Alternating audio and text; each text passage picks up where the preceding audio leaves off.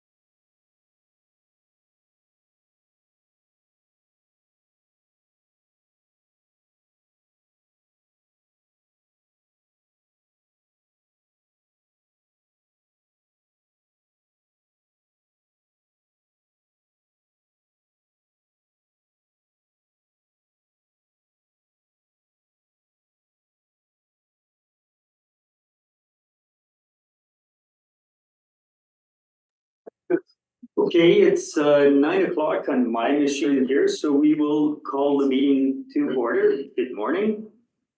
This is Rural Affairs Committee for Wednesday, June 12th. For attendance or roll call, I think you checked, we have, did hands end up joining or not? No, and David off. So we have 2 members missing, but we have 9 of 11, so, and it is 9 o'clock, so we will get underway. So I'd like to acknowledge and respect the Indigenous peoples within whose traditional lands we are meeting today. And item 4 on the agenda, I'd like to call for adoption of the agenda as presented. I see moved and seconded, Vandenberg and Weatherhead. There weren't any additions, staff additions, deletions, changes to the agenda. Hearing none, I'm going to do anybody opposed, because most of us aren't here. Is there anybody opposed to adoption of the agenda as presented? Seeing none, that's carried. Thank you. We have receipt of minutes. Anybody note any errors or omissions? They went to board, of course, last month. Seeing none, those are received. We have no delegations this morning, and no, I haven't asked for 10 minutes, but no last minute delegations. There's no public in the room today either. So we will then move to planning and building. The first item is 7.1, development variance permit Crow. This is in electoral area A. And it is a variance permit application. The last time we looked at this, we had asked if the landowner could update anything, give us anything additional on the maintenance or more information about the existing type 2 systems. Corey, I don't think you've received anything at all. Do you have anything to add or update us on? So it's, Steph is the file manager. I'm just here to provide any sort of. Great. But is Steph online? Oh, she is. She Okay. is, yes. Great. Well, either or Steph or Corey, any updates on what we've received so far? Thank you. Through the chair, I just wanted to give a brief update. The applicant, Ken Crow, has emailed me. He's currently stuck in traffic. And so it's single alternating traffic. It's moving right now. He thinks maybe he might be able to get to the board meeting shortly. So I'm wondering if there's an opportunity to move Dana's heritage item up on the agenda. Just putting that out there for consideration at the moment. That is a very good point because it's unpredictable. Before maybe reordering the agenda, I see in chat Chair Watson. Were you going to suggest something along that line, or did you have a question, or should we let it wait if we're going to reorder the agenda or postpone this item?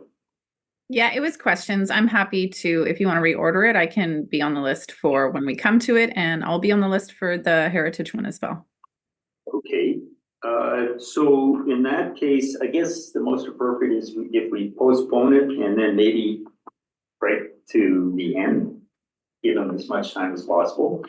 If we postpone item 7.1 or reorder the agenda, whichever words you think are best until after item 9.5.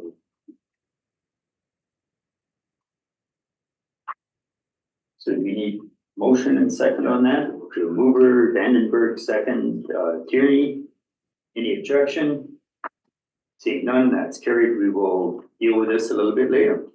And moving to item 7.2. So Community Heritage Register, Berrigan Memorial Park. And Dana, you are here and at the table. Do you want to give us the, this is the first time we've seen this, I understand. Do you want to give us Cole's notes on the project or on the application? Sure, thank you, Chair. So this report is presenting to the Regional Board a heritage nomination application for Berrigan Memorial Park for consideration of inclusion on the RDCK's Community Heritage Register.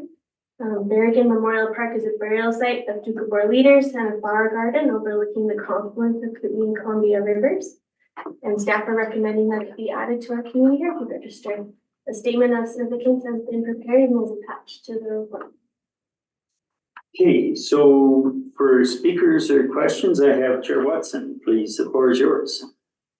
Thank you so much. I have a couple questions that are, I'll just ask them because they're I did a bit of research on Berrigan and the Doukhobors just because I was curious, and that's what I do. The first reason why I researched it was because I noted in the statement of claim, I can't remember quite what it's called, the note around this is also high interest area for First Nations, several different First Nations. It was a confluence, so they came there. So I'm just curious how I know we're not naming the park, we're not doing anything to say this is what it is, we're just identifying it in a registry. So I do understand that. But I'm curious how that works when you have conflicting possible, what's the best word for this? Where for some it's heritage, for others it could be inflammatory or concerning or whatnot. So I'm just wondering how we navigate those conversations. I won't share everything else I read because it would be a much harder conversation if I did, but I did notice this with the Heritage BC conference too, that heritage is becoming quite an interesting topic when you look at history beyond the last 100 years and what occurred for the 100-year history that we're acknowledging. So bit of a convoluted question there, Dana, but I did need to ask, how are we acknowledging or supporting the First Nations that would have used that area as well as the conflicting information around those that might be concerned with this as a heritage item? Thank you. Yes, through the chair, you're correct. There's different values on the site. I think it's okay to acknowledge that and just be blunt that there are different values on the site. And I think the statement of significance talks about the past history of the First Nations history, and then the more recent Doukhobor history on that site. We do also have a statement of significance for Capitals, which is the flats below. And I think that statement of significance is more balanced with sharing the significance on that site and other First Nations significance on that site with the community of Brilliant that came later on. So yeah, you're right, it can be tricky to navigate. So I have another speaker, but maybe just before, Director Page has joined us just a couple minutes ago, and could we entertain a motion to provide or offer Director Page freedom of the floor for this meeting? Move Vandenberg, seconded Tierney. Any objection to that? Come on, guys. Hi, joined the meeting. Okay. I'm happy to sign in. Well, hold on. We're in the middle of a motion to grant freedom of the floor to a. Sorry, to go ahead. member. Go ahead. Yes, I'm I on will. a. No. So, any objection? Hearing none, so welcome, Director Page, and please chime in where you feel you can add to the conversation. On the phone, that's Director Cunningham, is it?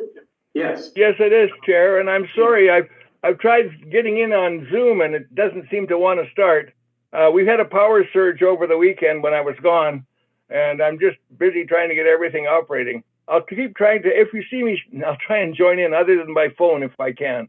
But right now, Okay. hey, the phone it is.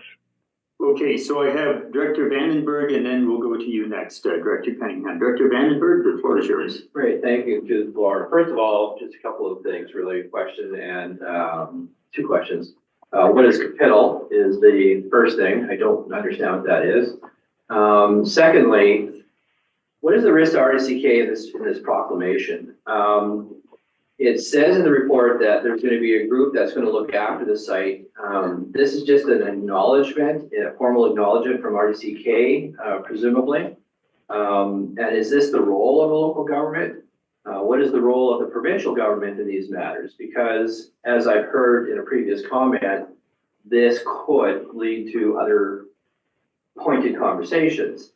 And so, yes, what is the risk to RDCK in this type of proclamation? Is this our role? And then secondly, what is the provincial role in this? And then my first question is, what is the capital? Yeah. Go ahead, Dana. Thank you, Chair. So Capitals is the name of another site that's on our community heritage register, and if Berrigan Memorial Park sits up on the hill, Capitals is down at the flats where the confluence of the Cootie and Columbia is. And in more recent terms, with the Doukhobor community, it's called the Community of Brilliant. And so it's another site that's recognized on our community heritage register. It has significant values to local First Nations as well as to the Doukhobor community. The second question is a good one. The Community Heritage Register is about identifying that this area is significant and bringing awareness to that. It doesn't obligate the regional district to care for the land or have any financial obligations. It's more a tool of saying, a first step in the tool that local governments have to protect heritage, and just saying, hey, this site is significant and here's why. And the statement of significance is prepared for the reason that it's consistent across Canada. And so something that's on our local government heritage register will also be included on the provincial register and then on the federal one as well. And so that's why we prepare that statement of significance, because it kind of goes up through the channel. But basically, we're just acknowledging the site is important. It doesn't obligate us to do anything. Supplemental, if I may, based on that tier system of approvals, then is it logical to assume that it should be approved at a local level prior to the province recognizing it, prior to the federal government recognizing it then? That's correct. Once the local government recognizes it through the resolution, it's my task as staff to notify the minister, and then it's just automatic. It goes on their register, and then it goes on the federal register. And they have a neat mapping tool lately where it keeps track of all of the local government nominations across BC. So, one person joined the room, 2 other people joined the meeting. So I'm just gonna recheck here on our order of speaking. Chair Watson, I did not ask you if you had a supplemental. So I will look back. Do you have a supplemental on the other interests? Thank you. I'll put my name back in chat after the discussion ensues. There were more flags I had on my end, but let the discussion continue. You do have Popov, Sangita, and Davidoff. And yes, and I see that now. So, and based on the timestamp, and with apologies to Director Cunningham, everybody coming and going, Popov is next, Director Popov. Then I will look for comment from Sangita, then Cunningham, then Davidoff, and depending on other speakers, perhaps not Cunningham, I'm not sure. However, Director Popov, you're next. The floor is yours. Thank you, Chair. And just to follow up on what Director Watson mentioned about First Nations, do we do a referral on establishing these heritage sites to First Nations? As I'm more than likely, quite a few of our heritage sites are on First Nations land or proposed land that they were occupied at one time. So it's a question to staff. No, these applications, or nominations, I should say, don't go through a formal referral process like other types of applications. They do go to our advisory planning and heritage commissions. And this one went to the Area I APHC back in 2023 where they recommended it, but it doesn't go up to other entities. Supplemental, Director Popov? No, I'm good with that. I presume Director Watson might follow up on this, so I'll leave it at that. I will note, editorializing a little bit here, we had an informal request at the Kootenay Lake Partnership meeting about Yatanuki receiving referrals for all applications in all instances if they have relevance to the land base. And this is a bigger conversation we need to have, whether we do that or not. That will be for another day though. Sangita, please, you had comments on either or of the previous speakers. Floor is yours. Yeah, I just, through the chair, I wanted to relay an experience. I was on a field trip at the Heritage Conference with Shelley Boyd and JJ Berrigan, and they both visited together the site that we're proposing here. And Shelley was really great at pointing out the site of Kippatel, which was just down below. It's an amazing view. And when you look at it, you get that full sense of the strong heritage of the area, both of the Sinixt and also of the Doukhobor in that one spot, which is what is being proposed. Okay, thank you. So then currently on the speakers list, unless I'm missing something on chat, I have Cunningham, Davidoff, and for the second time, Watson. Director Cunningham, please go ahead. Oh, and you're muted. There we go. No, it's all right, Chair. I didn't have anything to discuss. I was still trying to get signed in. And now, of course, if I shut off my phone connection, I'm online. So there we go. That's all I have to say. Okay, perfect. Director Davidoff. Yes, thank you, Chair, and I apologize for being late. I logged in at 8 o'clock and I should have remained logged in, and then ended up taking a conference call that went long, so my apologies. I'd like to speak to this item. I just, on process, has it been moved and seconded yet? No, we're just looking questions and answers for staff at this point. Okay, so I do have a point of information. I'd like to move, should I move the motion and then we can discuss it?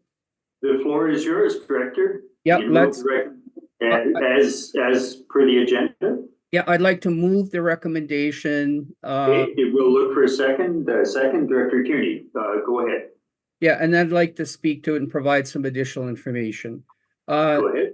I appreciate the conversation because I think it helps inform us with why we ended up changing our advisory planning commissions to advisory planning and heritage commissions. So this is the first one that we had to deal with at our APHC meeting. So that was interesting. But this property and this park was created by an act of the provincial legislature. And this is something that was created officially by an act of our legislature.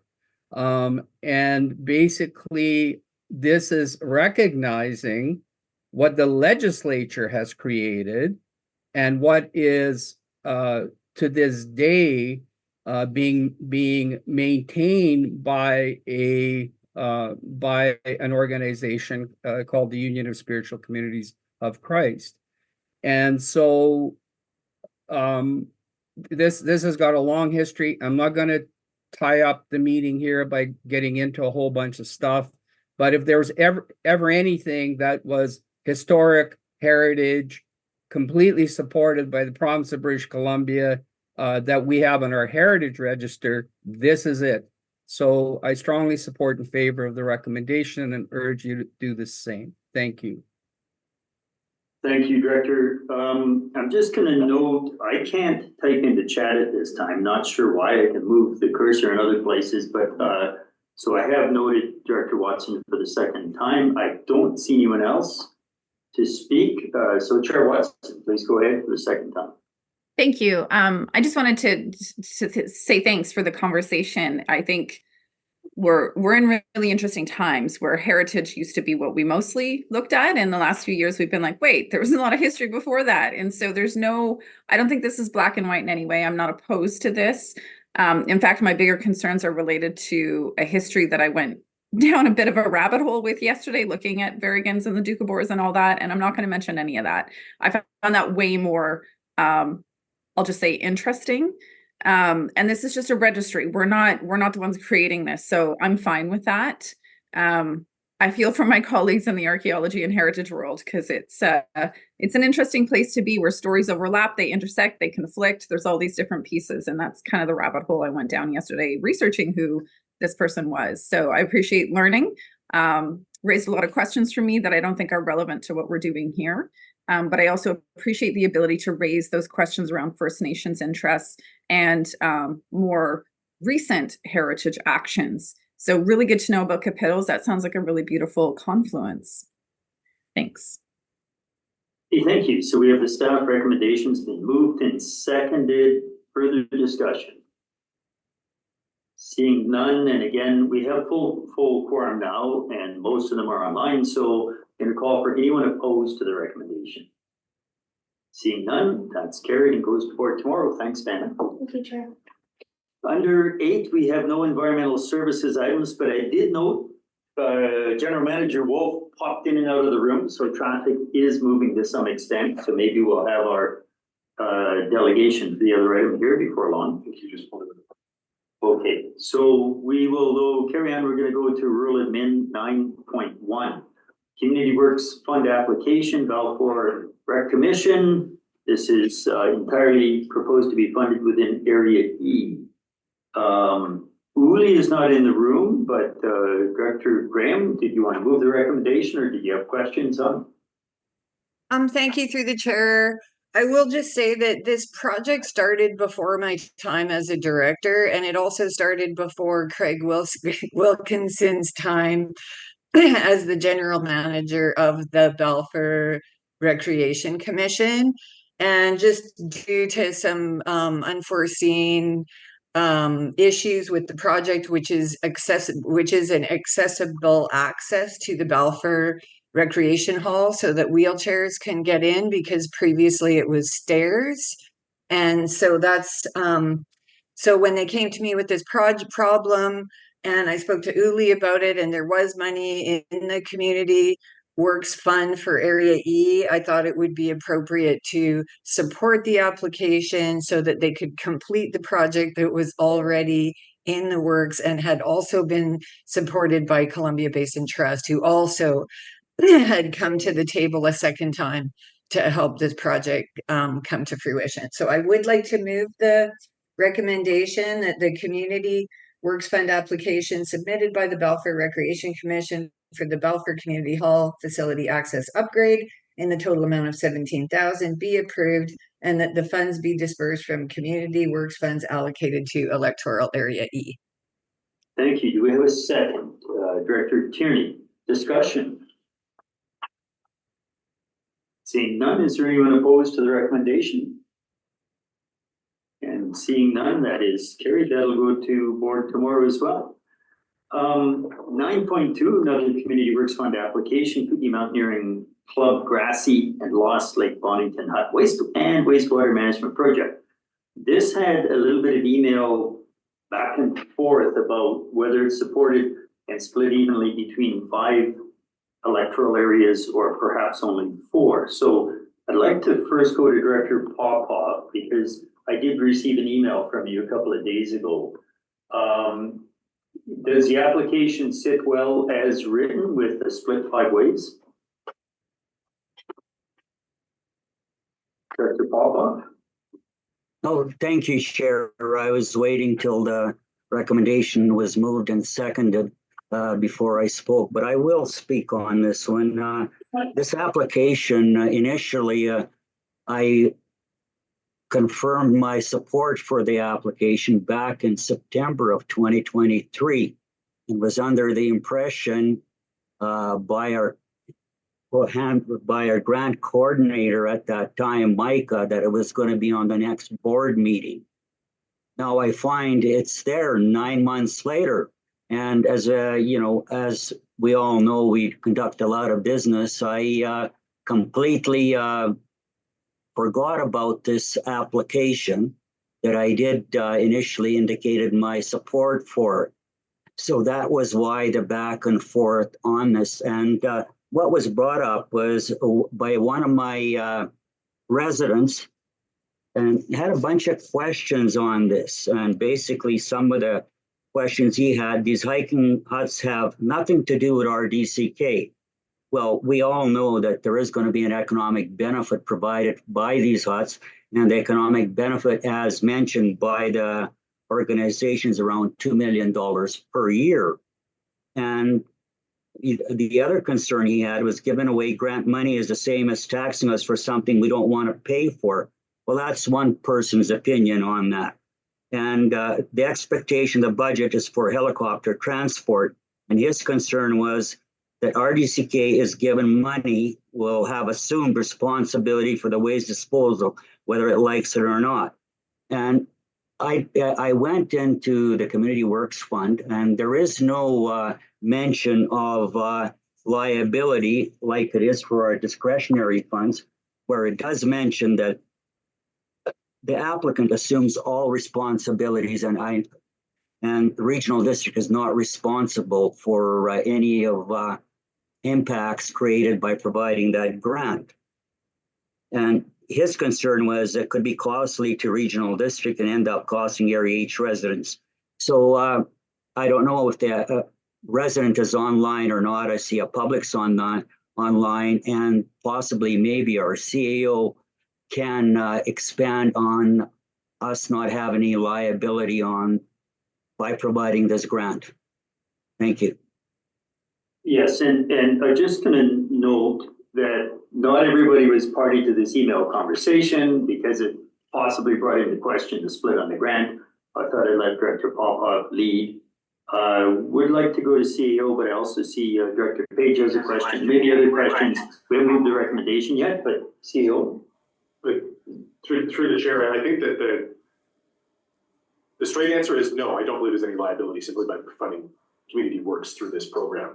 Does it mean we'd never be named in a lawsuit? No, everyone's always going to go after government when they can if something happens. That being said, I think that the proposal and we went back and forth, Uli and I went back and forth on the proposal with respect to the waste management here. Bottom line is it's an improvement from what's currently there.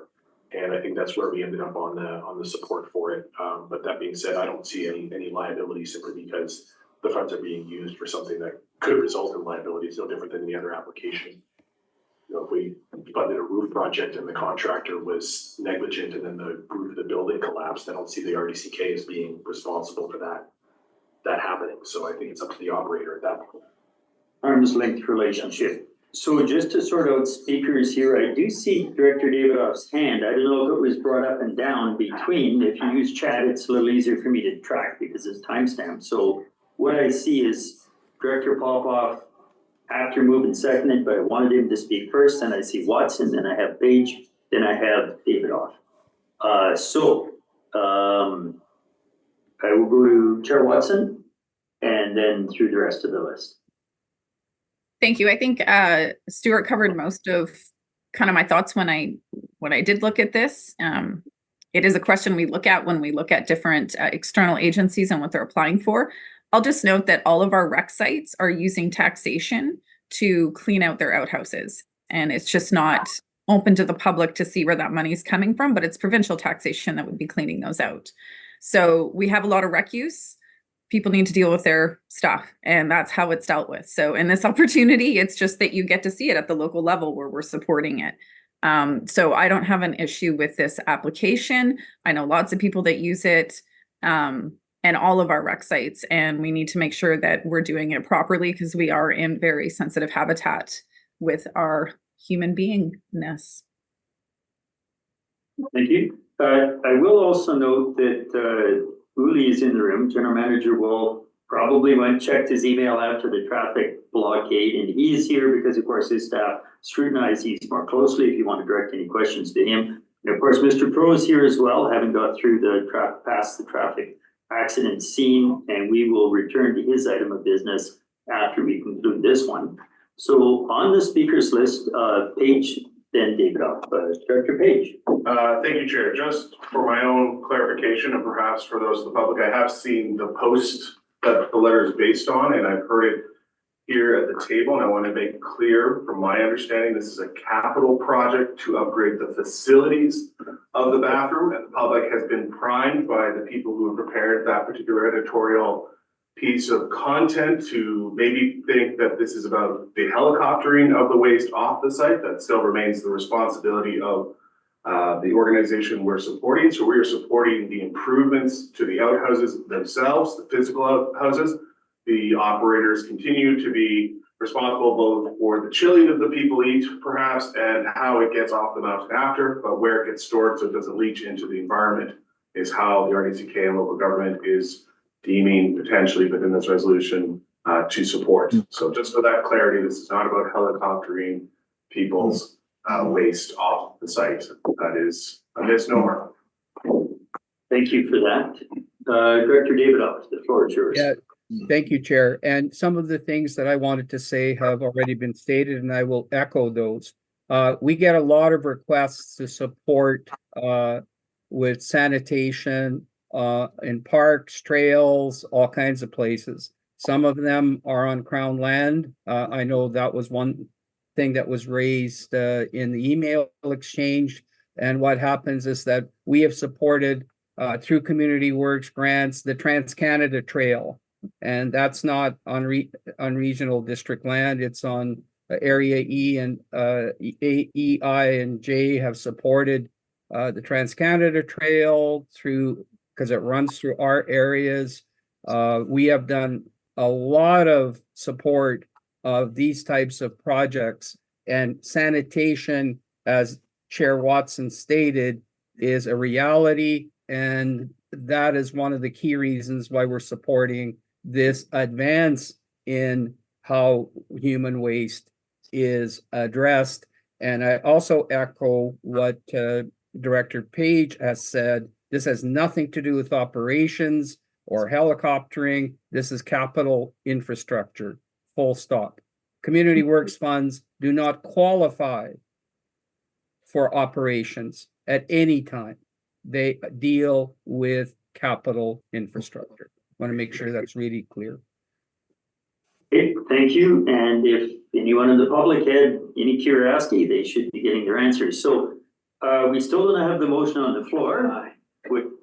Hands has his hand up. So I am about to get to that, Director. So I see now pop-up is requested for the second time, but before that, for the first time, Director Cunningham, and as I was saying, we still don't have a recommendation on the floor if anybody wants to move it. But either way, Director Cunningham, the floor is yours. Thank you, Chair. I appreciate that. Yes, first of all, I'll move the motion if it hasn't been made, and so we can get it on the floor. And So hold on, the motion's been moved. Do we have a second, Director Tierney? Okay, Director Cunningham, please go ahead.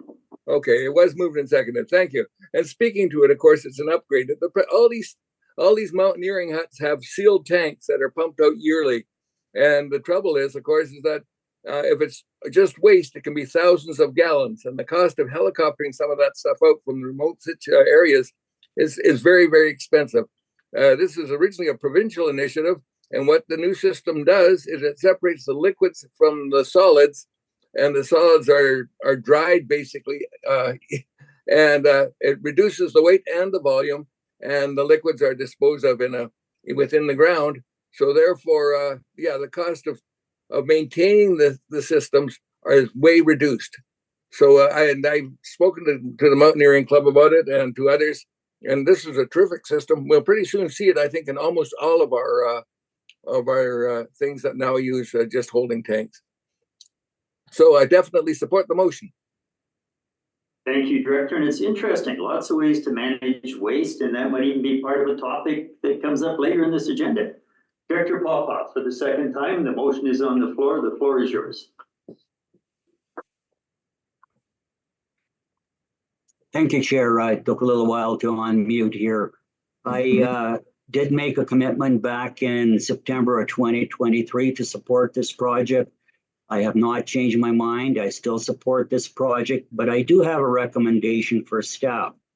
When under a community development program, we have the recipient obligations, and it identifies basically from A to I what the responsibilities are of the applicant and how the regional district is safe harmless for anything that does occur on there. So I would like to suggest that I looked at the Community Works funds. We don't have that recipient obligations in there, that maybe staff might want to consider adding that obligations to there. So in the future, if anybody is questioning how what the obligations are of the regional district, it's there in black and white. And that's specific to Community Works funds.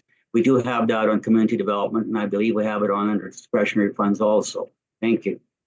Thank you. We have a format to follow in Community Works, but Uli, you were going to speak to that. Do we have flexibility? Go ahead. Because we really deviated significantly from the original intent and format of Community Works grants. The original intent was that the applicant directs its application to the director, and the director gets the application more or less ready to come to this table. What we have seen in the last few years is that there's full reliance on staff working with the applicant, sometimes with significant time involvement, to a point that the application is ready for review at this table. So when we talk about adding something to that application, please be aware that you as directors play a role in getting this application somewhat ready for review at this table and not 100% reliance on staffing unless you want to change that process in the week. I think what the director was getting towards though is maybe as part of our standard process for everything is that there's some kind of statement by the applicant that this is a capital work support and we have no obligation for future maintenance, operation, et cetera. Just to have that standard kind of clause. Would that go against the UBCM format? I don't believe so. But like I said, anytime you add something to the process, be aware it takes more time to review. And what we have seen because of significant changeover in the grants coordinator position, and it continues to be that way, that this ends up on my table and takes away from other tasks that I normally should be directing my attention to. Understood. So that may be a follow-up offline, and Director Popoff, I think I know exactly what you're looking for. And I haven't read the UBCM top to bottom verbiage of those agreements for a while, for a couple of years probably. I'll do more homework. Not sure where the conversation is going. The motion is on the table, moved and seconded, but Director Vandenberg for the first time. Yes, thank you. And my question is around the clarity around community grants funding. With the information just presented, I appreciate that. And in my role as a director, I made the assumption that these directors from these areas have approved individually the amounts that we're talking about today. Although the report the report suggests that these 5 areas and their directors have already supported that. Is that correct? Through our process, which is out to the directors, they review it and they approve it. Okay, so we're getting a little ways further and further from this particular motion that's on the table, but a little bit to process. And then I do see Director Watson for the second time. I'm still unable to acknowledge in chat. Can't type in that little box. But Uli, a little bit on process, but I think this Where we have pretty well landed meanwhile is that organization's approach, the director just describing very rough the nature of the application, and the directors are greenlighting the application. And then everything else is done at staff level, between applicant and staff level. When we started this process, the intention was that an application is formed in close working relationship with the director and coming to staff for approval or minor refinements, but we are not there anymore. Thank you. okay, no supplemental. Okay, so I will then go to Watson and Page, and then maybe we'll be ready for a vote on this item. These are more general comments at this point. Watson, the floor is yours. Yeah, and I apologize, Chair, but I do need to clarify on the process. Directors should never be involved in verifying if a project is actually eligible and what their criteria is, especially on community works. And I was just in this conversation regarding our community development with staff. So when I say I support, that's my limit. Yeah, I support it. You need to talk to staff if that's going to work in terms of that criteria. Political involvement in giving a green light from an approval aspect is a big concern to me. Our only role should be, yes, I support it if you meet the criteria, which is my language all the time. Yep, I support it. You need to talk to staff if that's going to qualify. Directors should not be involved in actually assessing eligibility, making those kind of details, especially on community works. Like, that is federal funding that is very specific. And I know I've been in the opposite situation where I've said, yeah, make it work. And it caused staff a lot of problem because it didn't qualify. And so I stepped away from that. My support is all I'm giving. Yep, green light it if you qualify. The qualification is up to staff to determine with the applicant. So I know that's not on the motion. I'm sorry, but it's also a continuing theme in our community developments that I'm engaging on. So I think this needs to be a flag for follow-up in other realms. Yeah, and I think the operative word there is follow-up. I now have 2 more speakers that aren't particularly germane to this application, the details. The scope of the proposal application, I think, is what Uli is referring to. The director should have understood that before it went to staff to vet whether or not it ticked all the boxes. as we are required to under the agreement between the feds, the province, UBCM, and us actually going through this exact process here. So we could all have a little bit of a learning and understanding or coming up to speed on where we're at with that today.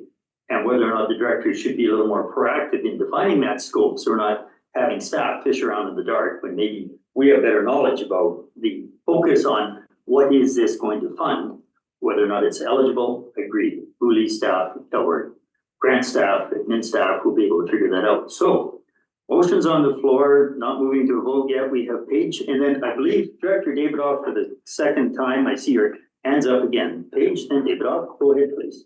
Just quickly, and possibly a supplemental, of the community works funds that the RDCK receives, is 100% of it allocated into this granting program to external entities, or are we redirecting it to our own asset renewal? We are now really going sideways. We used to have a pooled fund. We can have a learning about this. Maybe we would or wouldn't invite municipal directors. Right now, our pooled funding is minimal. Really, do you know offhand, is there anything in that pooled fund? Has not been anything put in for, I wanna say, 10 years, 12 years? It might be a tiny residual So in there there. is 20 grand. remnants of that haven't been flushed out. There's a small building reserve portion still there. Yeah, through the chair, I believe the board depleted it doing the HVAC work on the roof. I think it was used Yeah, to but fund I that. think there might be something that hasn't been flushed out, but there was $123 on a project that were required and haven't been returned, but. So currently no pooled funds. That is a large point of contention. However, we would welcome the city of Nelson to pool their funds, which are generous allocation based on your population, with the regional district for things like our common building. And now I'm going down that rabbit hole, but anytime you want to have a joint session or put it on the board report, I would welcome that conversation. It's an old one, but a good one. We could have a big version of it, we could have a small version of it, so it's just supplemental. Yes. So all I want to make the point of is boards before us have decided this grant and the staff process and everything we're hearing about is how we do this, but it could be as simple as we allocate these funds to our own asset renewals that we identify as a local government. We could make choices. We could do it largely. We could do it smallly. We could do it sub-regionally. But this is a process we've decided to allow intakes throughout the year. It could be at one time of the year. Absolutely, and with every municipality allocating their funds to that common pool, I might just support that. Really quickly, Manager, General Manager. I believe we still have a not rescinded motion from the board that directs predominantly community works funds for own asset renewal. Have we lived up to that? No. Is the portion of not matching it from the municipal side or not the ability from the matching it from the municipal side a portion of the problem there? Yes. But like I said, I think there is still a motion there. We just don't follow it very well. Okay, so let's go to one more speaker, presuming Director Davidoff, you have the floor as last speaker, then I'm going to call a vote. Yeah, I'm going to speak directly to the motion. I support the motion, the recommendation. And I also want to make one comment. The process that we utilized before with rural directors taking the lead, writing the applications or hiring through grants a professional grant writer was so cumbersome, was so brutal. We don't ever want to go back to that. The process we're using now is consistent, professional. Our staff takes the lead on it, and we're getting work done probably 10 times faster than we did before. I have placed so many calls to staff on one application that had to be redone 3 times that I wrote.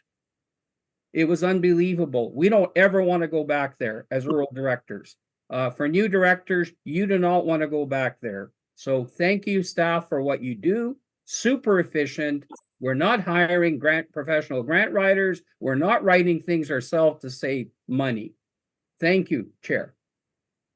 Thanks, Director. So maybe, Uli, from time to time, and I just got one recently, I got an updated community works allocation. What's area A spent? What do we have tagged but not formally allocated, and what's available? Maybe time over the next few months to just kind of everybody gets that updated, the balances. And then if you wanted to comment on process improvements, we would certainly welcome that discussion at that time.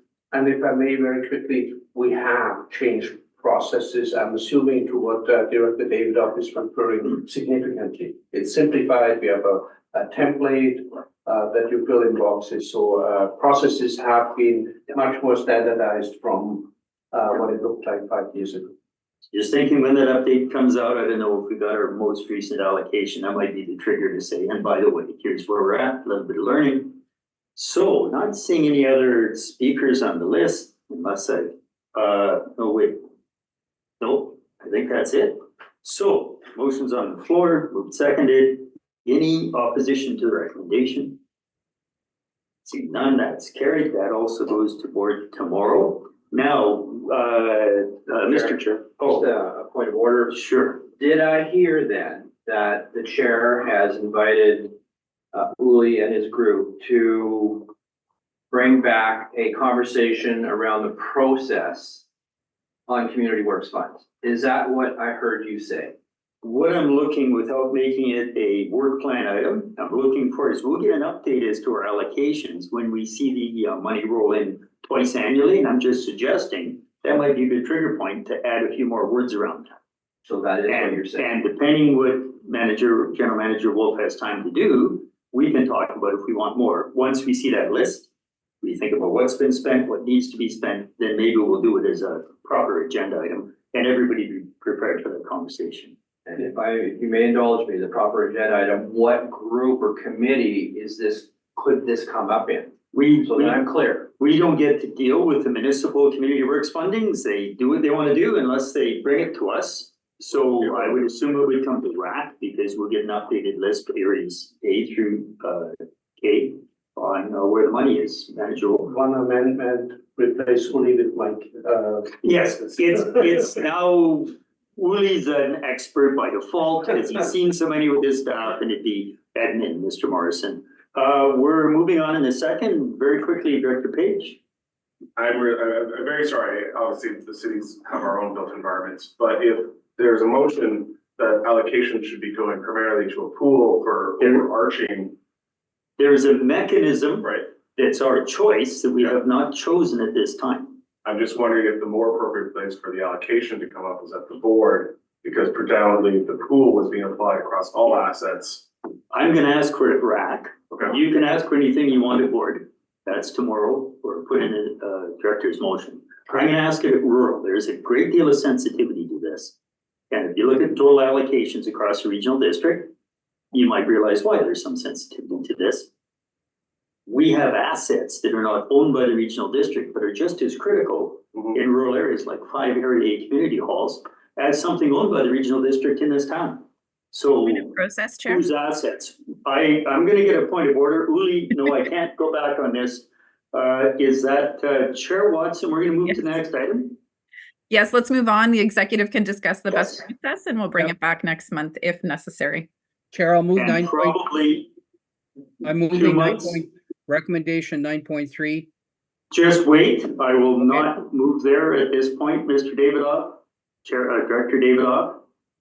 When this comes back, may not be next month. Let's not burden staff before they have information to provide us otherwise. So you can put a little trust in the executive process, the agenda setting process, always open to suggestions. Everybody knows our emails. So we have Mr. Crow, who is stuck in traffic, who would have been top of the agenda, who's in the room. So we've been using different words lately. So we had postponed this until after 9.5, but I'd like to lift it or move to that item right now. Proper words would be Move to address. that we move to address item 7.1 at this time. We have a second. Seconded, sorry, sitting in a different chair. Sorry. Any objection to moving to 7.1 at this time? Seeing none, we shall do that. And this is Stephanie's item, I believe. So we do have the delegation here. If you wanted to sit at the table, Mr. Crow, can go ahead. You're welcome. We're gonna ask staff to just open with a bit of an update where we're at right now. I will note in the staff report, there's 2 recommendations, one support and the other one not support.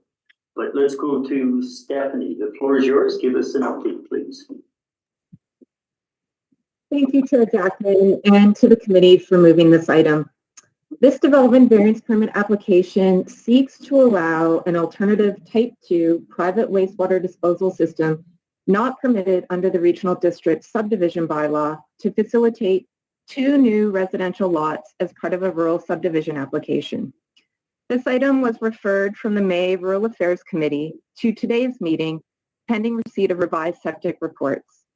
The committee will also recall requesting clarification on the Interior Health Authority's role regarding septic systems and the Ministry of Transportation and Infrastructure's provincial approving officer function. So I'm just going to touch on the role of the various approving authorities in the subdivision process, how this application relates to our subdivision bylaw review project, and I'll outline planning's rationale for not supporting this DVP. As we know, regional districts can provide planning services for communities as a whole by adopting bylaws such as the official community plan, zoning bylaws, and a subdivision bylaw, name just a few. And these lay out the acceptable means of growth in a community and regulate servicing. A bylaw to establish and specify operation and maintenance regulations for on-site systems could also be adopted. However, the regional district does not currently have such a bylaw.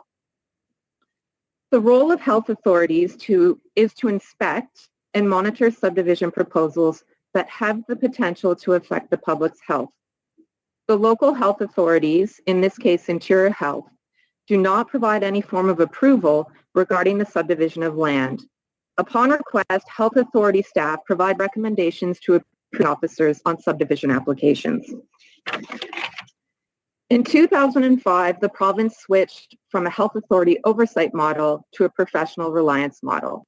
Homeowners are responsible for ensuring appropriate system maintenance is carried out.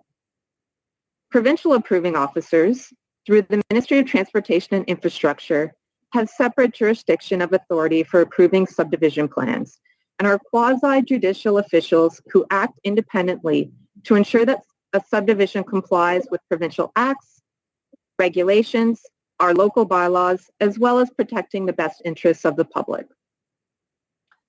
As the rural area directors know, staff are currently reviewing the regional district subdivision bylaw. Feedback received from qualified professionals involved in the review to date have provided crucial insight into why Type 1 systems are required and why we currently have that regulation. As it relates to the DVP application, concerns observed with deviating from a Type 1 system include system reliability. Type 1 systems are low maintenance, dependable, and less costly to install and maintain. Ongoing maintenance. Type 2 systems require frequent maintenance, and one key concern raised in the review is that some people do not keep up with the maintenance, or more commonly, the property changes hands and the new owners are simply not aware of the maintenance requirements until it's unavoidable. And restrictive covenants are not monitored for compliance, and environmental health officers do not typically have the capacity to proactively monitor systems in the region. So recognizing the broader implications, staff do not support the issuance of this DVP since subdivision bylaws are designed to ensure best practices are utilized. This is especially important in areas that are located near surface water or areas with other sensitive environmental features. And in the absence of an updated subdivision bylaw, the potential precedent-setting nature of this variance request is concerning to staff. On a regional subdivision scale, this could have detrimental cumulative impacts on human health and the environment. The applicant has chosen not to revise the septic reports via his engineer. In response, there continues to be many outstanding uncertainties associated with the quality of the septic reports. The subject property is unzoned by asking for a Type 1 trench and backup battery demonstrated as a minimum at the time of subdivision. Staff are really trying to build in some protection or a buffer if the land ends up being used in other ways. The existing house on proposed Lot A is currently listed on a short-term vacation rental platform with an occupancy for approximately 16 people. This raises concern about the proposed septic system type, future potential failure, and maintenance planning. This is all concerning because, as I mentioned, there is no zoning in place to consider limits on the development of a parcel and regulation of that short-term rental use. Also, some uses, such as short-term vacation rentals, produce inconsistent levels of wastewater, sometimes little, sometimes lots, depending on the number of cases. As sewage systems rely on living organisms that feed on the contents of sewage, short-term rental or other uses can impact the longevity of a system. The variance requested to permit Type 2 systems for 2 new legal residential lots also does not follow the province's sewerage and subdivision best practices guidelines, which was established in 2017. Interior Health does not support subdivision or creating new laws based on Type 2 sewage disposal systems. So rather than supporting this site-specific variance request, staff outlined that this could be an opportunity for the regional district to expand the scope of its subdivision bylaw project, if directed, to include the review of alternative private wastewater disposal systems. Should the committee members have any questions about this variance application, staff would be happy to respond. And I just wanted to point out, Corey is in the room, and he is our planner who's been working on the subdivision bylaw review project. So he's also here to help support any questions that the committee members may have related to that project. And that concludes my comments. Thank you. Thanks, Stephanie. So I see in chat already I have one committee member wishing to ask questions of both the applicant and of staff. So my thoughts are, at this point, we should go to the applicant. Pretty normal process. Questions should be directed to the applicant. I know we always end up with a bit of a mix and back and forth. We try and limit it as much as possible. Two things going on here. We have a single application, which is not precedent setting and will not automatically enable anything similar to be done on any other site, but is specific to this property. That's the way these things go. But there's also much larger conversation, which we will not solve today. So just as you saw, we went down that path a little bit with a simple application for $50,000 out of our couple $1 million of community works funding. We can't go down that conversation, that path, and try and solve our regional district future plans for subdivision bylaw amendment under the guise of this individual application. So I'm hoping committee members will think we have one application today, and perhaps we have a much larger piece of work to do. And I misspoke as I welcomed Mr. Crow to the table. There's actually 3 obvious options here. We support, not support, or refer. So everybody should have in mind specifically to this application, please, those are the 3 options. If we're thinking we're going to refer until we amend our subdivision bylaw, that will leave this particular applicant probably in limbo for 1 or 2 years. So we will use care if we refer, that I hope it will be specific to the individual concerns to this single application. So don't want to limit conversation. Those are my personal thoughts of how this can work without taking 2 hours to go through one application and fail at the end of this meeting to solve our subdivision bylaw, because it won't happen today. So if we can go to you, Mr. Crow, if you have any updates to offer, you know there was an expectation or a request. Stephanie worded it very well. We're kind of looking for clarity between the roles, which I think Stephanie's set out fairly well with the different authorities. And then if there's any updated engineering report, which we haven't seen. But the floor is yours for 10, 15 minutes if you want to take questions, to give any added information you can on your application. Thanks, Mr. Jackman. Yeah, I'll just go through this, what I've kind of written down, and so anybody that's not sure, what I'm trying to do, I've got 27 acres. I'm trying to take 20 of it to one piece. The other 7 acres has 2 existing houses on it right now with type 2 systems already in place. What you guys are what the Mr. Johnson's group is trying to tell me is I have to prove I can have a type 1 system in order to get a subdivision. I cannot get a type 1 system there in that space because of the rock, it's just rock.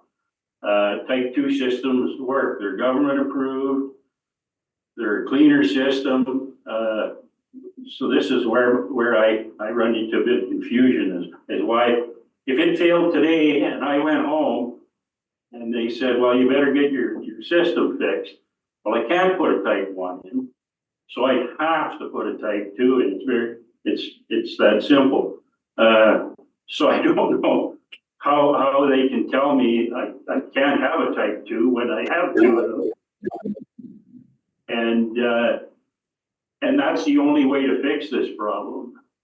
So I'll just go through a couple of things here. On May 22nd, I forwarded an email to Stephanie. I had 5 questions on it, but to her group, and I've never received an answer to anything yet. And one time I had a set of stairs there, and I asked the question, what does that have to do with the septic? Number 2, disturbance at the south end. I asked what was the disturbance and what did that have to do with the septic field? No answer. The third one I had, does the group actually have jurisdiction to try and do what they're doing? It seemed like a gray area at the last meeting, and I think there was some clarification in an email that Stephanie sent me last week. So I totally don't understand it, but I kind of understand it. And then she asked about me supplying a maintenance program for my number 2 system, and I said, can you put me in contact with anybody else that has a maintenance program? And I said, what is your maintenance program? I've heard nothing back. I don't think anybody has a maintenance program for this. Everybody kind of looks after it how they do. I was asked at on the other side of the lake there at a meeting how I would maintain it. Stephanie was at that meeting or on Zoom on that meeting. She heard me tell my story about, how I do it now. She takes that not into consideration at all, that these guys are just looking for things not to support me here. And then I asked the question, would it be true if I could prove a type 1 system on my existing land, then when it came time to put a system in, could I put a type 2 system in? And this I found out to be true, that all I had to do was prove that I could have a type 1 system. And then when it came time to put a system in, they'd say, oh, you can put a type 2 system in if you want. But you guys are just looking for proof of a type 1. So in reality, I could take 2 acres off my 20 acres. It's on the other side of the highway, join that to one of these pieces or 2 of these pieces that makes no sense at all. I could prove I could have a type 1 system there. And you guys say, great, you proved you had a type 1 system. Come to do it, I put a type 2 system somewhere else. It makes absolutely no sense to do this. And just the proof I have on this is I bought a 6-acre parcel of land that I'm developing. There was an existing septic field there, a type 1 septic field. And we scoped it, it didn't look good. So I said, hey, I'm gonna build a house here, a new house. Let's put a new septic field in. So I got the kid to come in, do his thing. The one that was there was a type 1. He comes back, hands me his papers and says, here you go. And I go, this is a type 2 system. Quite capable of having a type 1. The ground is different there. Mr. Jack will know the area, Seymour Road. Up there, it's quite easily to have a type 1 system. And I said to the kid, I said, well, this is a type 2 system. He said, oh yeah, you can put whatever you want in. He said, but a type 2 is a better system and you'll be able to look after it. You'll have no problem. So I just get more frustrated all the time with me not being able to put a type 2 system in at another place, but I can put one in at this place. So anyway, I will, I think we've covered this. The type 2 system is actually a better system for the environment than a type 1 system, and it's a cleaner system. There's a lot of people with a type 2 system, and I don't know how long they've been around. Maybe somebody else has a better idea, but I'm guessing they've been around for 15, 20 years, type 2 system. And it's a government approved system. It's not like I came up with a system and said, hey, I want to put this in, type of thing. So, and it's an imaginary system that these guys want me to come up with. I spent 10 grand and got these type 2 systems put in. Ms. Johnson seems to think that I need to re-engineer them or something. They're imaginary systems. So all I want you to say is you can put a type 2 system. It could change tomorrow, this septic system. This report I give you, if I revamp this system and I don't need it for 6 years, you're gonna come back and say, oh, that's an old system.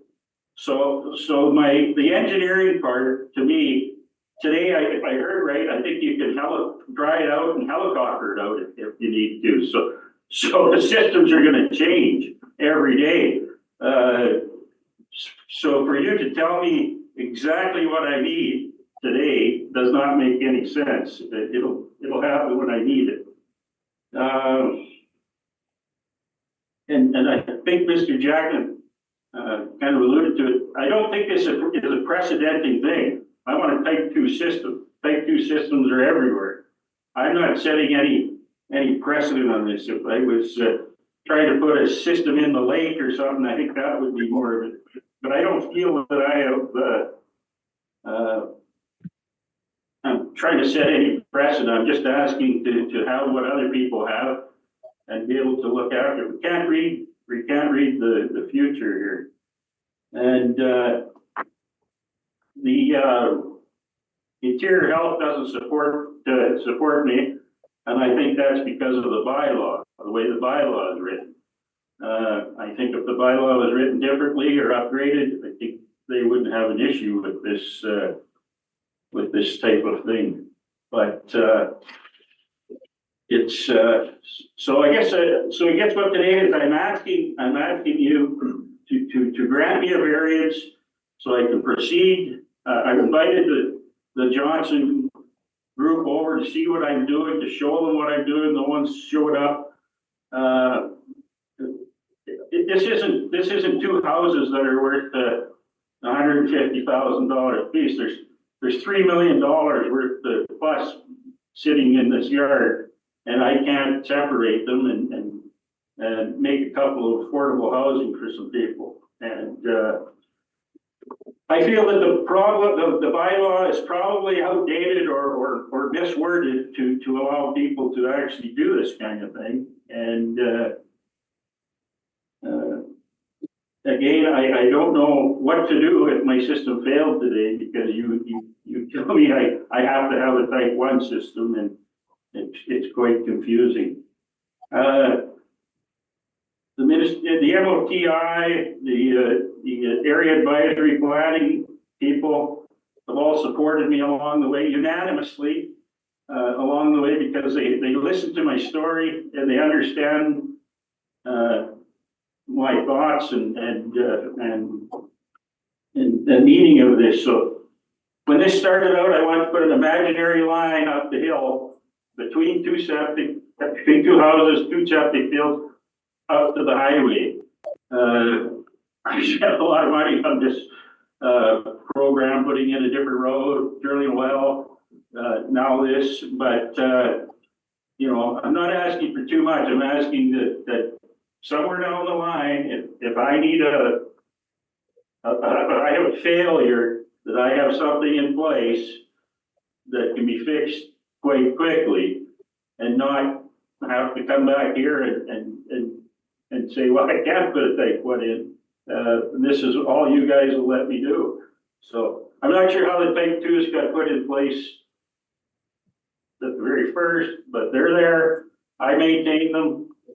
I'm willing to, if you need me to come up with some maintenance program that'll make you happy, I can come up with something that seems to be working for me, but nobody seems to have one. And maybe this is something you guys can look at, so things can happen. So that's about all I have, Mr. Jackman.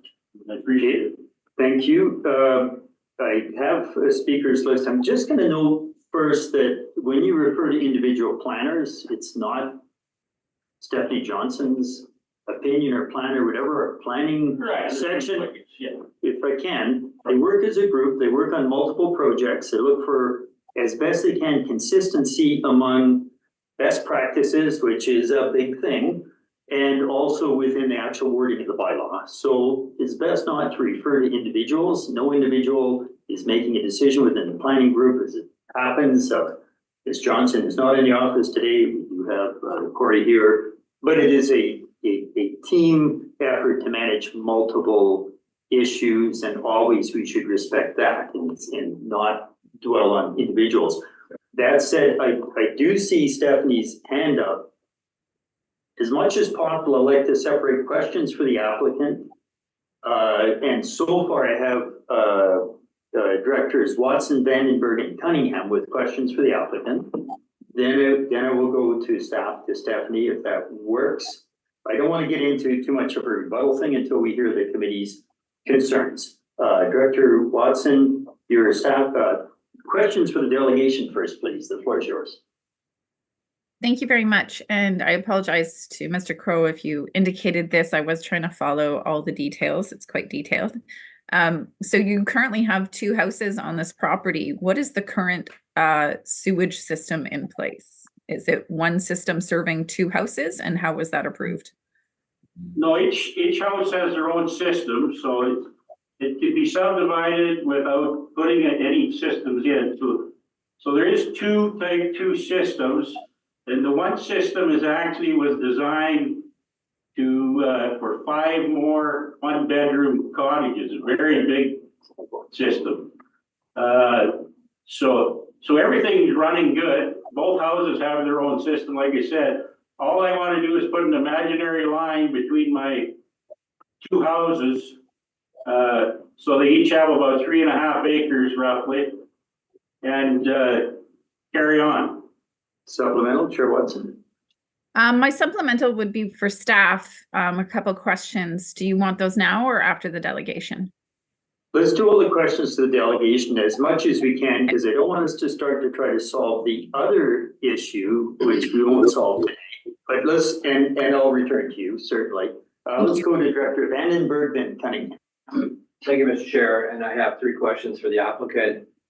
First question is, in terms of the type 2 septic system, do you understand it to be that it produces an effluent consistently containing less than 45 milligrams per liter of total suspended solids and having a 5-day biochemical oxygen demand of less than 45 milligrams per liter, that it uses a biological or aerobic digestion system, which performs on a grander scale than a type 1?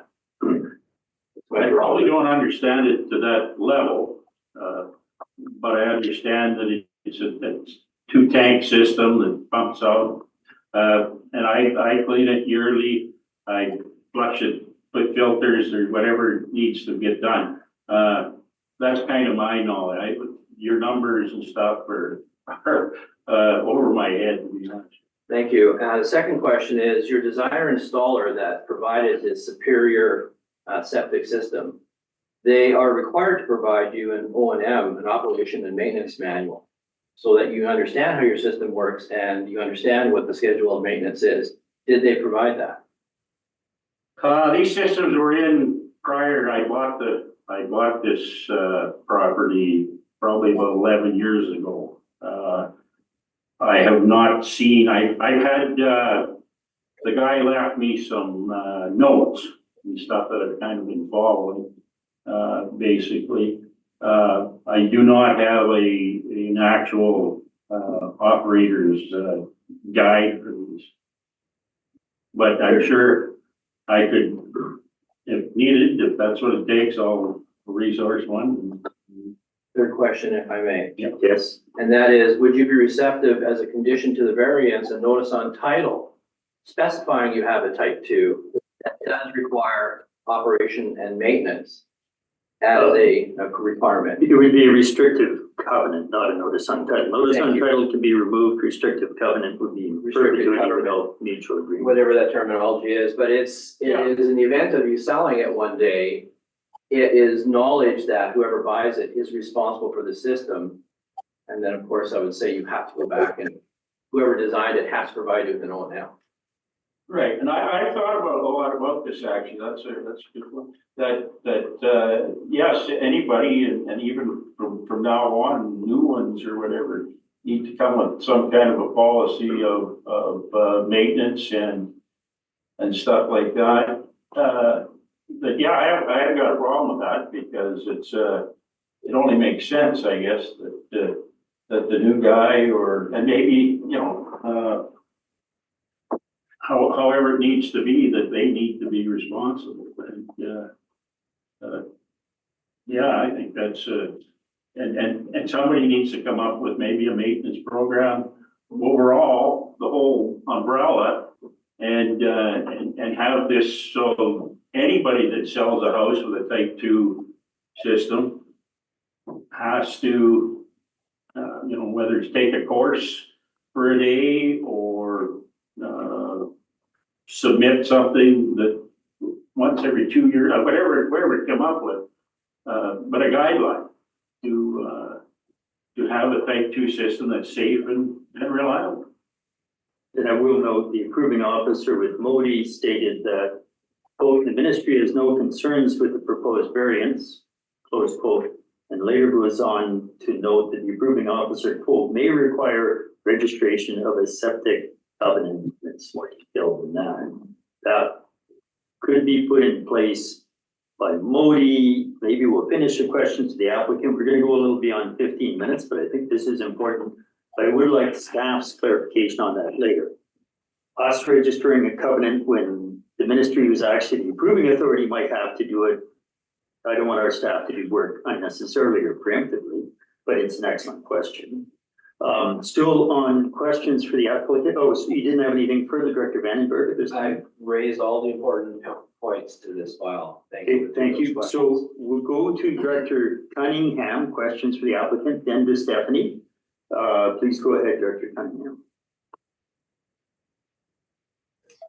Thank you, Chair. Yes, I have a question to the applicant, and I do have a question to staff. But my one to the applicant is, I understand, and from what I've been reading, that in fact, the province is thinking about requiring people with type 1 systems to have their tanks pumped every 5 years, regardless if the system is used, not used, used by tons, whatever. But they were thinking about a 5-year. And that has been put on hold because there was such an outcry. Some people haven't pumped their systems for 25 years and they're still working fine. Others, of course, need to get them pumped every 5 or 6 months, all depending upon the use and the drainage and a whole pile of other factors. So my question to you is, I think the idea of having a regular system check put into the bylaw, or excuse me, not into, well, maybe into the bylaw too, but it definitely on saying, that these things need to be done regularly, because otherwise, like anything else, if it's not cared for, it generally falls apart. And I'd like your opinion on that. And then later on, when it's questions to staff, I do have a question for staff. Yeah, I come from Manitoba, and the last property I had similar to this property. I had 3 septic fields, 3 tanks. They were single tanks. I pump those every year, just because that's what we kind of need to do there. But so I've been in this game for a long time with septic, and I remember as a kid with the one that pumped out into the field. But yeah, no, it's a great idea moving forward to have people responsible for their stuff. When I hear pumping out every 5 years, I kind of laugh about that, because I know I had to do mine every year. 3 of them and that kind of stuff. So once every 5 years is a non-issue. I think personally, I think out here, I laugh or people laugh at me when I tell them I do it every year here. But, you know, what I've kind of seen, and sometimes you probably need to get bumped out. But a 2-year program would probably be, you know, and I see why people get upset because nobody likes to change, I guess. But yeah, it's just a maintenance program. It's like changing the oil in your car. How many kilometers you put on your car before you change the oil type of thing. If the sooner you bring it in, the sooner people get used to it. Supplemental, Director Cunningham? No, that's fine. Thanks, Chair. My next questions are to staff. Okay, so I see no more speakers. Maybe just to clarify, because I'm pretty well aware of type 2 and type 3 systems, having seen a number of them. The type 2, a lot of the solids are removed through the filter, which you indicate changing routinely. But then you have the dual chamber system. Have you pumped the primary chamber of your dual chamber system over the 11 years you've owned this property? Or have you checked it for solid buildup? For the first 5 or 6 years, Gary, I had a couple partners. It's been just the last few years that I've done this on my own, but I pumped it, I think 4 out of the last 5 years, both chambers. Okay, thank you. Just curious because I've never had to see the amount of buildup on the filter. So I don't see any other questions for the applicant. Lots of questions for staff, but before asking you to step back, if you could stay a few minutes further. Stephanie, I wanted to give you the floor for clarifications, or did you have specific clarifications from the applicant you were looking for? Thank you, Chair Jackman. I just wanted to provide a little clarity about existing conditions and this request coming forward through a subdivision application. And staff feel that there's a bit of a disconnect between the information that planning has requested and the engineer's response by the applicant, which is the process of submitting a filing to install a sewage disposal system on a property as per the province's sewage system regulation. And then there's the process of applying for a subdivision, and that requires that each proposed lot is suitable and going to be sustainable from a community development point of view, that it will have no negative impact on drinking water, and these requirements are not the same. So this request is to create 2 new residential lots through a subdivision application, and so there's additional information that an authorized person would be required to submit when they're filing. So I just wanted to clarify that. Thank you. Okay, thank you. So you don't have any other direct requests or questions for the applicant at this time? So I think, again, we're going to try and contain this to this application as much as possible, but if you wouldn't mind returning to the gallery, Mr. Crow, we will now go through the loop with questions for staff. And I guess the outset of that list would be Watson, then Cunningham. And Vandenberg. Chair Watson, please go ahead. Questions for staff? Thank you. I think I'm a little more confused than I was before. So what I wanted to clarify was, I'm actually going to go to what Stephanie just said, which is, so there's two houses currently. I understood them as wanting to subdivide those 2 houses. What you indicated was that there's 2 new additional lots being created, and that's where the septic requirements are being held. So the current septic for the 2 houses is not what is being asked to change. Can I just get that clarity, and then I'll go to my original questions?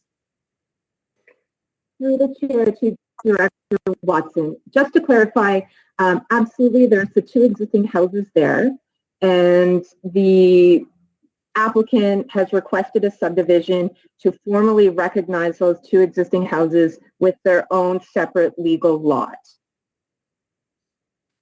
Okay, thank you.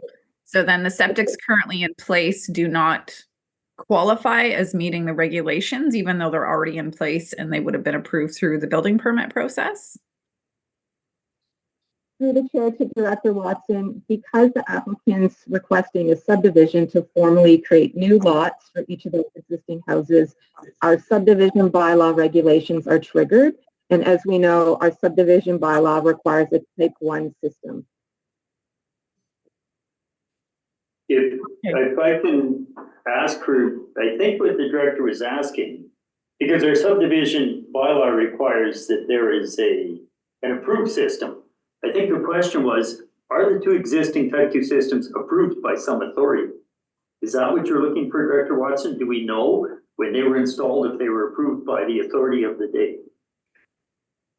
Yes, I'm trying to understand why the current systems, if they must not be approved then, if they don't, is it just our bylaw? And I actually have questions on the actual IHA and health authority process that were alluded to in the report. That was my main question, but I've now become confused over the two houses and the two systems in place. So there's no new additional buildings being created. It's that this subdivision is initiating the process to ensure everything that is currently there is up to code, which, yes, that's my question. So are the two systems currently in place not approved systems? Stephanie, are you aware of the status? Do you have any report or documentation on the existing systems? Through the chair, staff has no information related to the approval of the existing system. You're a little bit garbled, but I think the answer there was no. Your microphone, I don't know if it's the distance, it's a little lack of clarity there, Stephanie. Yeah, if anybody can remain muted if you're not speaking, that might help us with the audio.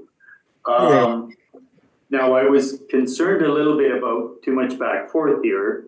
We've asked Mr. Crow to step back from the table, but he did raise his hand. Do you have a quick answer? Do you have an authorized approval for the existing systems? Yeah, they're installed by Dave Hopp. You probably know Dave pretty good. I know that. And he's been a long time septic. But yeah, they're both approved systems. So this guy didn't, the guy that put them in, that owned the place before me, he was very professional what he did. He spent money in good places, so they're both approved. I guess the question is that documentation on file? It sounds not. Could that be provided? I can provide it probably, yeah. Okay. If needed.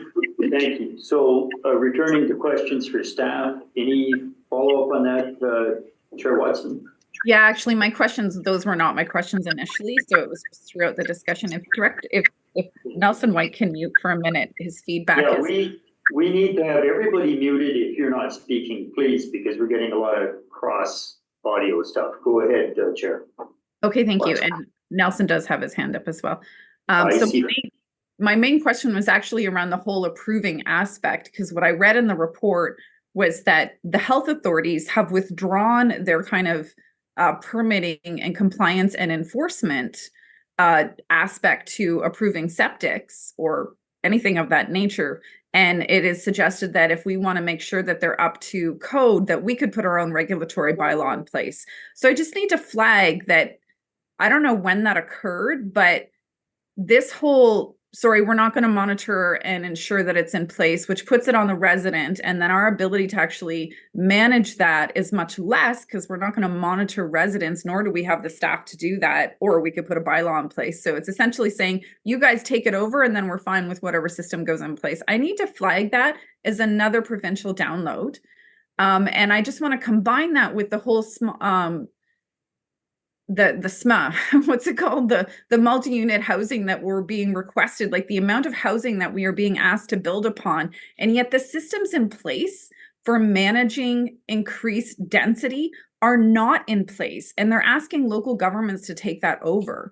So I feel like we're really in a conflict here. Like, I totally understand the need to ensure impact to the land is within the confines of not being negative. Not a problem with that. The system has withdrawn the original purpose of having health authority being able to approve these systems.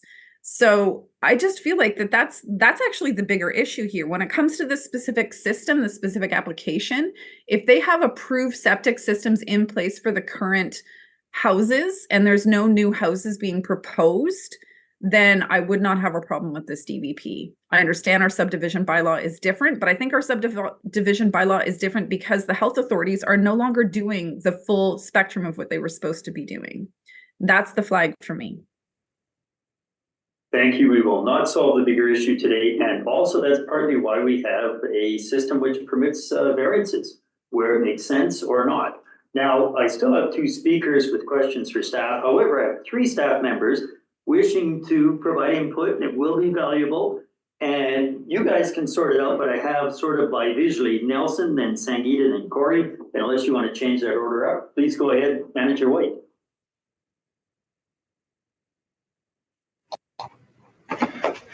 Thank you, Chair. Can you hear me okay? Yes.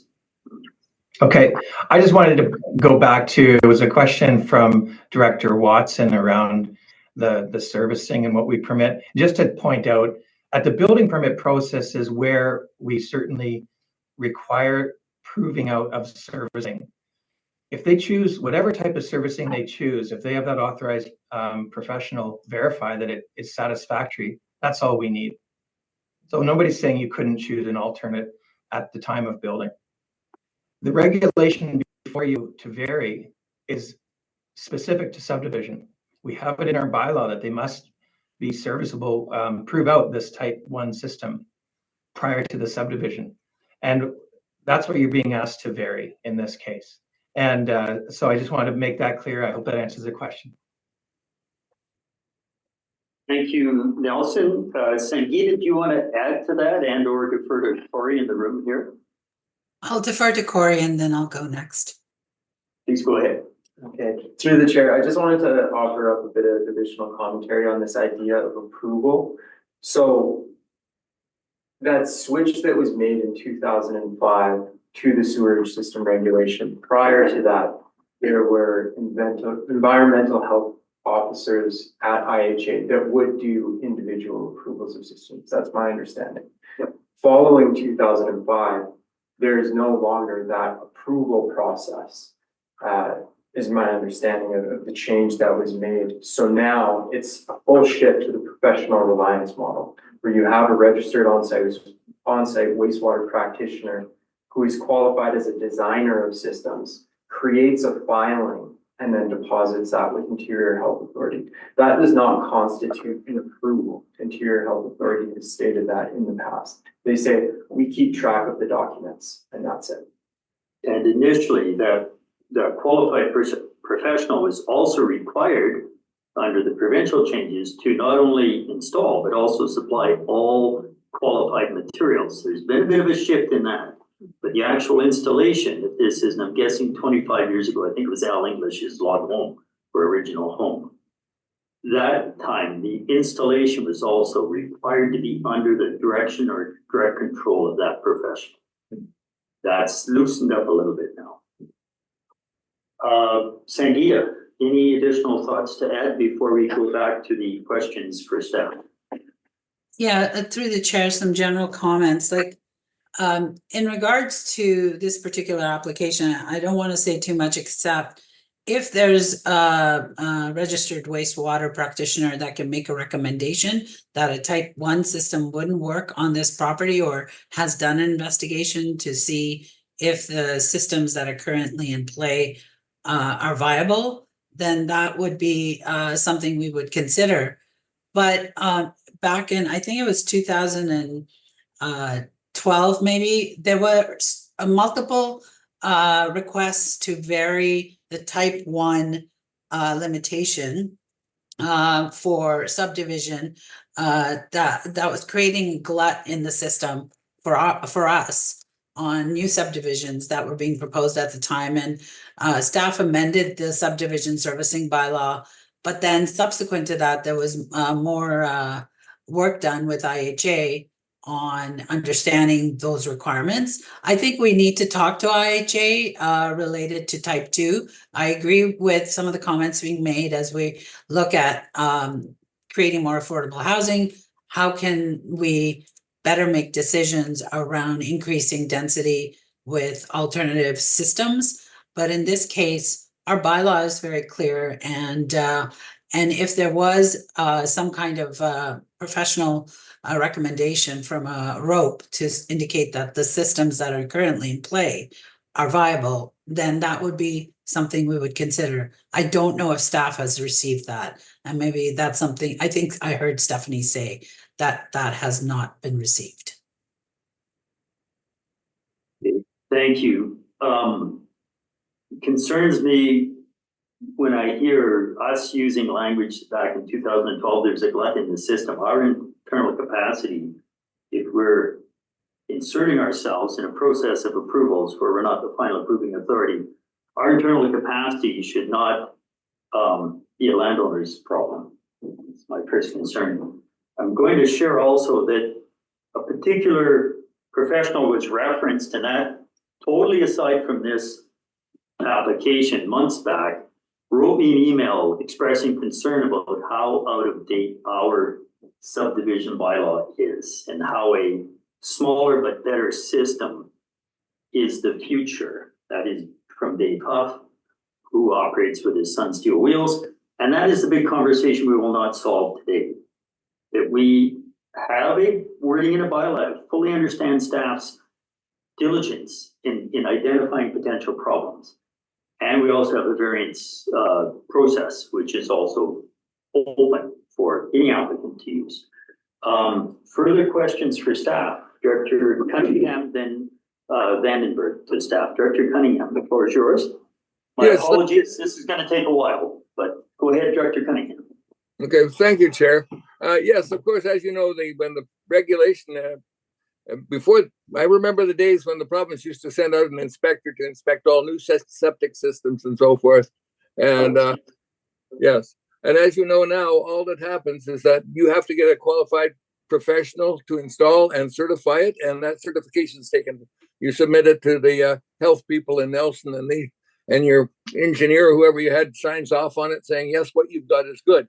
And I understand from my inquiries that the province really doesn't care what kind of a system you're putting in, as long as the engineered professional has said, yes, it's good and it works. But my question to staff is, have we checked with other regional districts and find out how they're handling this question? And because maybe this is something that we can, get some information on and follow down so that we can do exactly what you said, Chair. Do something that gets us out of the hand and gets things done immediately or as quickly as possible. Thank you. Half a second, is that phone, is that over your Director Cunningham? Yes, Chair, I'm sorry, I'm going to mute. Okay, to staff then, examples, other RDs who would want to, Corey, go ahead. I can field that question through the chair. It really varies broadly between regional districts. And from what I can tell,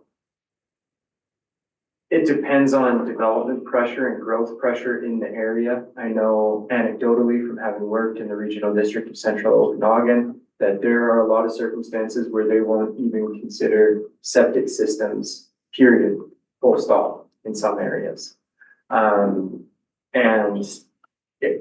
As far as requiring a type 2 system versus type 1, it's not overly clear. I'd have to reach out to them to figure out exactly what their process is, but through reviewing their bylaws, it's not totally certain. But I would think that they would defer to Interior Health Authority's recommendation, which is the type 1 system at the time of submission. Further, Director Cunningham?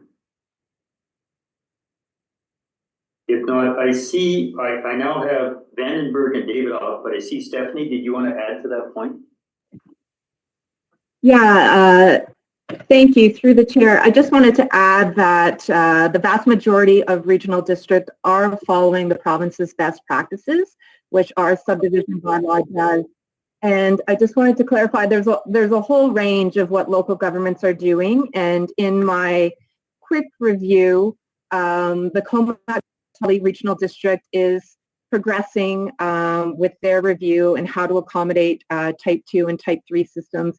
And they've actually developed a public education program. So that's one end of the spectrum in terms of local governments. And maybe that's something for more of a broader discussion at a different meeting, but I just wanted to chime in on that. Thank you. Thank you for that. And yes, it will be a future meeting. Corey, real quick, then we'll go back to the list. Go ahead. Thank you, Director Jackman, Chair Jackman. Stephanie's comment just reminded me, the Capital Regional District does have a maintenance program in place. I believe that they have a maintenance bylaw, but of course, with that comes staff resources that need to be allocated for the upkeep and implementation of that bylaw around maintenance. So I believe that it would enable type 2 and type 3 systems, but it would be, again, another layer, another check and balance in place. Okay, good to know. It'd be a default, perhaps, if the professional has a recommended maintenance program, that would be a default checklist to compare to, because obviously regional district are not the professionals. Thank you. We're going to go back to the speakers list then, and we have no recommendation. As I said, there's 2 in the report, and there's always referral. Vandenberg, oh, am I in the correct spot here? Vandenberg, then David. Please go ahead. Great, thank you, and through the chair. So this situation is a subdivision application, and we've heard a lot on it. It's being held up by a bylaw that recognizes only a type 1 system. So the first comment I have is the bylaw update is essential. It must be expanded and modernized to include current technologies and the O&M and all these other components that professionals, designers and installers are required and mandated to provide. Okay, so I'm in favor of the variance, but I would like to, and I would suggest that a restricted covenant go on it that states that this is a type 2. It has operation and maintenance manuals. It has these schedules that must be taken into account if you were to be responsible for this system. The type 2 system, type 3 systems are better, higher technology systems than a type 1. Type 1 is old. It's like the car body that used to be buried in the ground and you just run it in there. It's a tank that just is allowed to do anaerobic and aerobic activity, and it's allowed to do what it needs to do. And it does have to be cleaned out at least before every 5 years. So my comment is around really the bylaw, the importance of updating this bylaw to include a modernization of technology. I feel that what the applicant is asking to do is not unreasonable. He's got better technology in place, but is held back by the bylaw. Once again, I would support this variance, providing that there's a understanding of what a type 2, this restrictive covenant, is put in place for protection for the current owner and the future owners. Those are my comments. Thank you. Okay, and so we're not particularly a direction of staff, might have been comments to a motion. We have no motion on the floor as of yet. But we'll go to Director David. The floor is yours, Director David.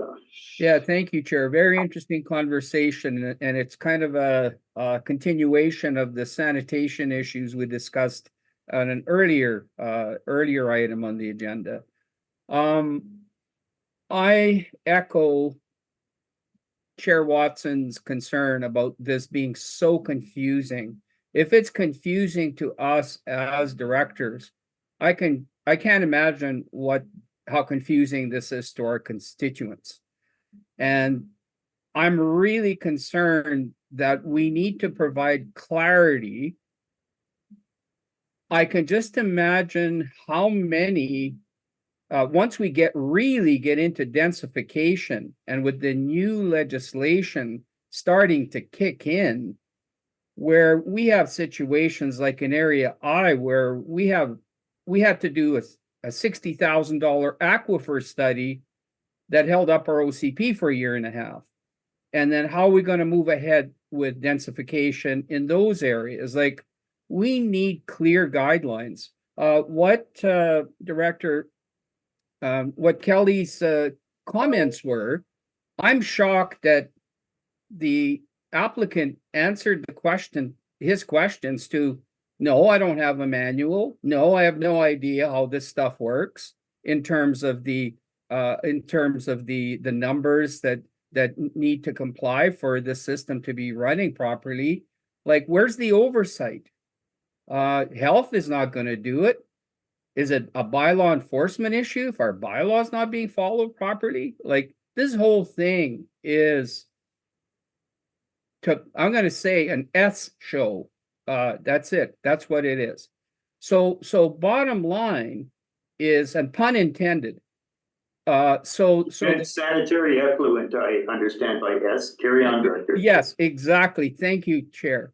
So the key thing is if we're confused, and here we are trying to make a decision, staff is giving us guidance saying, don't go in this direction because this is going to open up I guess open up a can of worms or whatever it's going to open up. I'm conflicted. I really don't know which way to vote. I had hoped to hear from the applicant that, yeah, I got a manual. I know what I'm doing. I'm monitoring. I didn't hear that. I wish I had, because that would have helped me make a decision. So people are out there doing their own thing. There's no guidance, there's no enforcement, and there's no oversight. Wow. Okay, thank you. Thank you, Director. I see now Director Hanegraaff. I was prepared to move on to the recommendations, but I will continue with the speakers list. Primarily questions for staff or comment or a recommendation. Director Hanegraaff, the floor is yours. So I just want to make sure I'm understanding this right. There are two houses with type 2 septic systems, and that if Mr. Crow was not looking to subdivide the land, those type 2 septic systems would be there and it would be fine and nothing would have to change. But because he wants to create two properties from one, he now has to change the septic system with absent any new construction or anything else.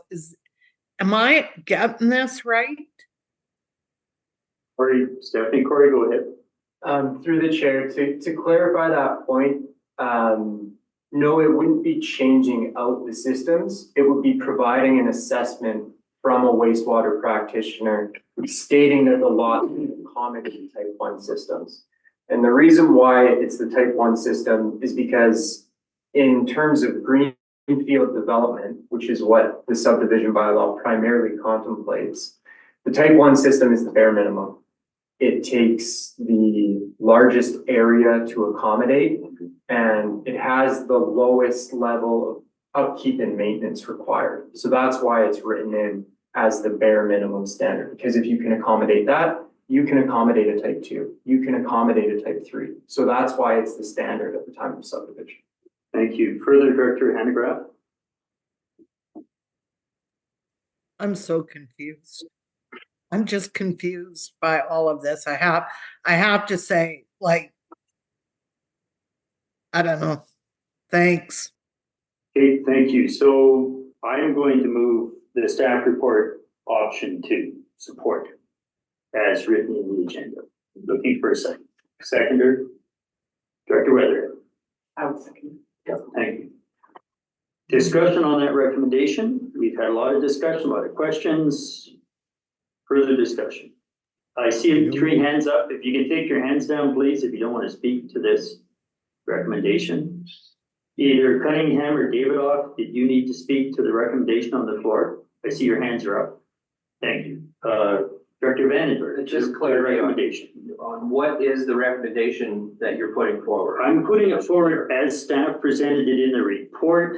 I did not try to intend to add anything about a restrictive covenant because Modi has already addressed that. If they think it's necessary, they say they'll do it. They are the authority for approving the subdivision, but amendments are, of course, at the will of the committee. I'm sorry, Mr. Chair, but what is it you're putting forward? Option 2 from the board report, page 29 of 150, that the board approved the issuance of DVP number for the property located 129 Boulder Beach, legally described, and the as it removes that restriction for type 1. So the wording is for requiring confirmation of the type 1 septic tank treatment where no community wastewater exists, whereas proposed to permitting a type 2 treatment system or systems for proposed residential lots A and B for the subdivision file number S 2319A. Of course, those are existing type 2. That's the motion which is going to second. Further discussion? Yes, thank you. Thank you for that clarity. I would be supporting that for sure. I think that is a reasonable step forward, as in not certified any longer septic system designer and installer. I understand this completely, and but I would suggest that an O&M manual with that system type 2 become available and very familiar with, and life will go on. Thank you. So, Director Davidoff, your hand is up again. Do you want to speak to the recommendation? Nope. Oh, okay. Thank you for taking your hand down. When a recommendation, this is our information is going to go to MODI, Ministry of Transportation Infrastructure. Is it normal or appropriate, Corey or Stephanie, for you to add comments, just as Director Vandenberg stated that we see that prior to MODI's approval, whether they do a covenant or not, that would be theirs. But that we would like, as a regional district, to have a record of maintenance requirements, that kind of thing, or the original approval for these type 2 systems. Would that be the sort of additional commentary you would send along to MODI to trigger our records being updated downstream? I'll defer to Stephanie on. Or Stephanie, please go ahead, Stephanie or Nelson, whoever. Chair, oh, sorry, go ahead. ahead. Stephanie, go ahead. I would, sorry.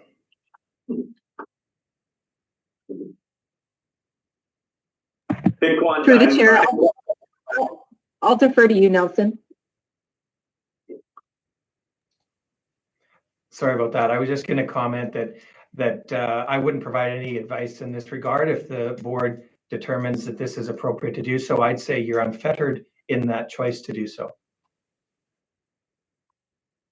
So the recommendation would go as is. Okay, fair enough. Further discussion on the recommendation. Director Handegraaff, I see your hand up now. Is this to the motion? Yeah, I guess my question is, because the applicant has said that because of the rock on the property, or the property sitting on rock, or however you want to put it, a type 1 system is not something that would work anyway. So other than a type 2, like, what are people in that situation supposed to do? If the nature of the property does not allow for a type 1 system, what other choice do they have? Except, I don't know, to leave the land barren, I suppose. I don't know. I'm curious. Is that somewhat rhetorical, Director? Because they could not subdivide. They could allocate 5 acres upland and pump, which is still a mechanical system, which requires maintenance, not gravity fed, and still has its inherent weaknesses. There are multiple options. I don't know if we need to go down that path. Do you want staff response, Corey? No, thanks for that, Director or Chair Jackman. Maybe it was rhetorical.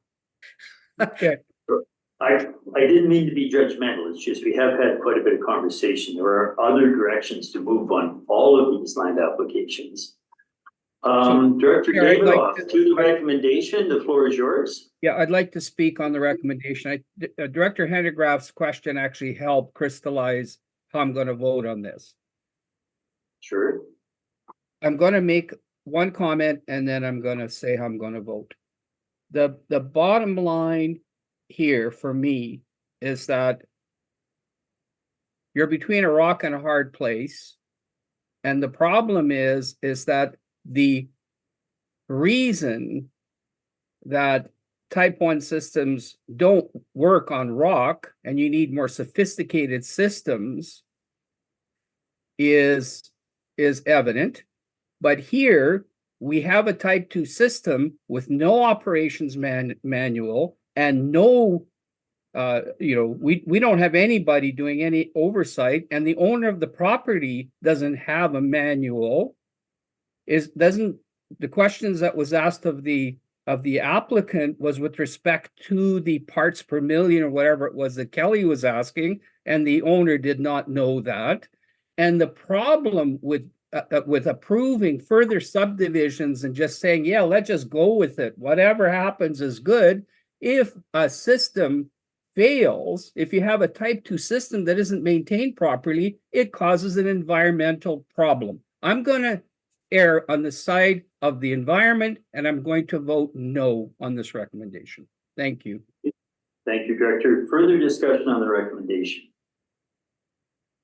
Seeing none, I will ask in favor and then opposed, and I want everyone to be very clear with their vote, because this, so on the recommendation, which is option 2 for the board report, all in favor.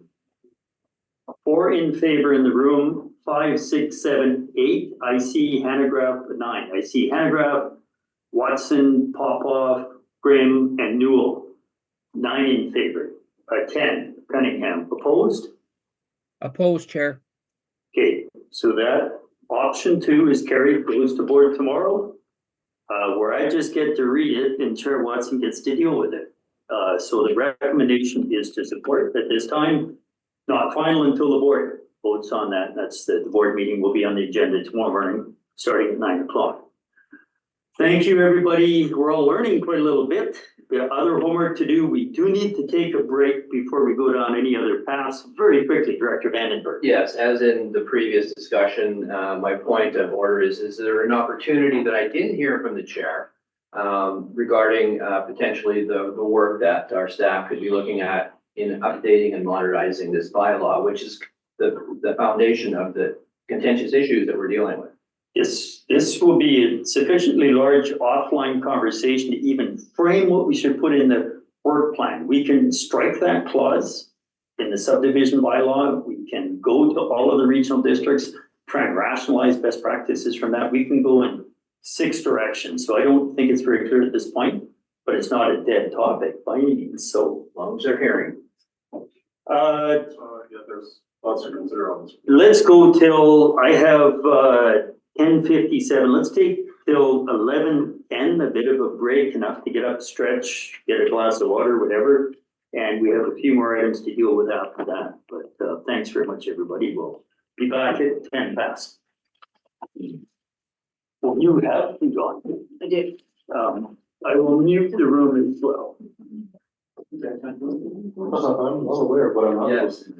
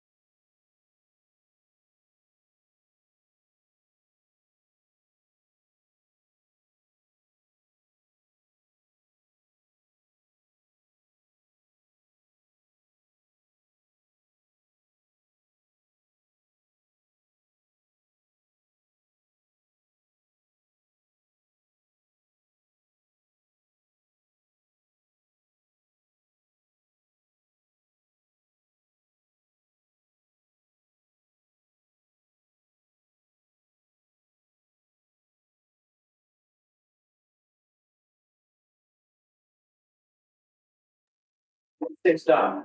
So my apologies, we will call back to order at 11:12, a minute and a half late. Lots of good conversation going on.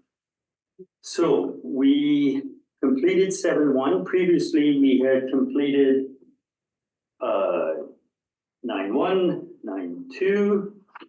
So we are at 9-3. Does that sound right? We're now moving to Captagon District Chamber of Commerce, the West Kootenay Gateway Visitor Center and Confluence Building. We have an application impacting electoral areas I and J for Community Works application. $60,000 split evenly, $30,000 each between I and J. I don't know if we need any staff update. I think we're familiar with the project, but I'll leave it to the impacted directors. Do you want to move a recommendation, or are there any questions from the committee? Are other people having trouble hearing the boardroom? Our internet is. The sound check is. No, it's just me. Okay, so moved, seconded, Director Hanegraaff. I see your hand. Did you want to speak to the recommendation? No, I was just gonna move the recommendation thing. Okay, moved and seconded. Discussion? Yeah, Chair, I'd like to speak to the recommendation briefly. Go ahead. Yeah, we received some questions about why Area I and J are supporting this project and providing additional funds. And I just want to answer that by saying Area I and J and the City of Castlegar are in a partnership with economic development. And we have many businesses in our areas. Well, I'll speak to Area I. We have businesses in our areas that are part of the chamber, that utilize chamber services.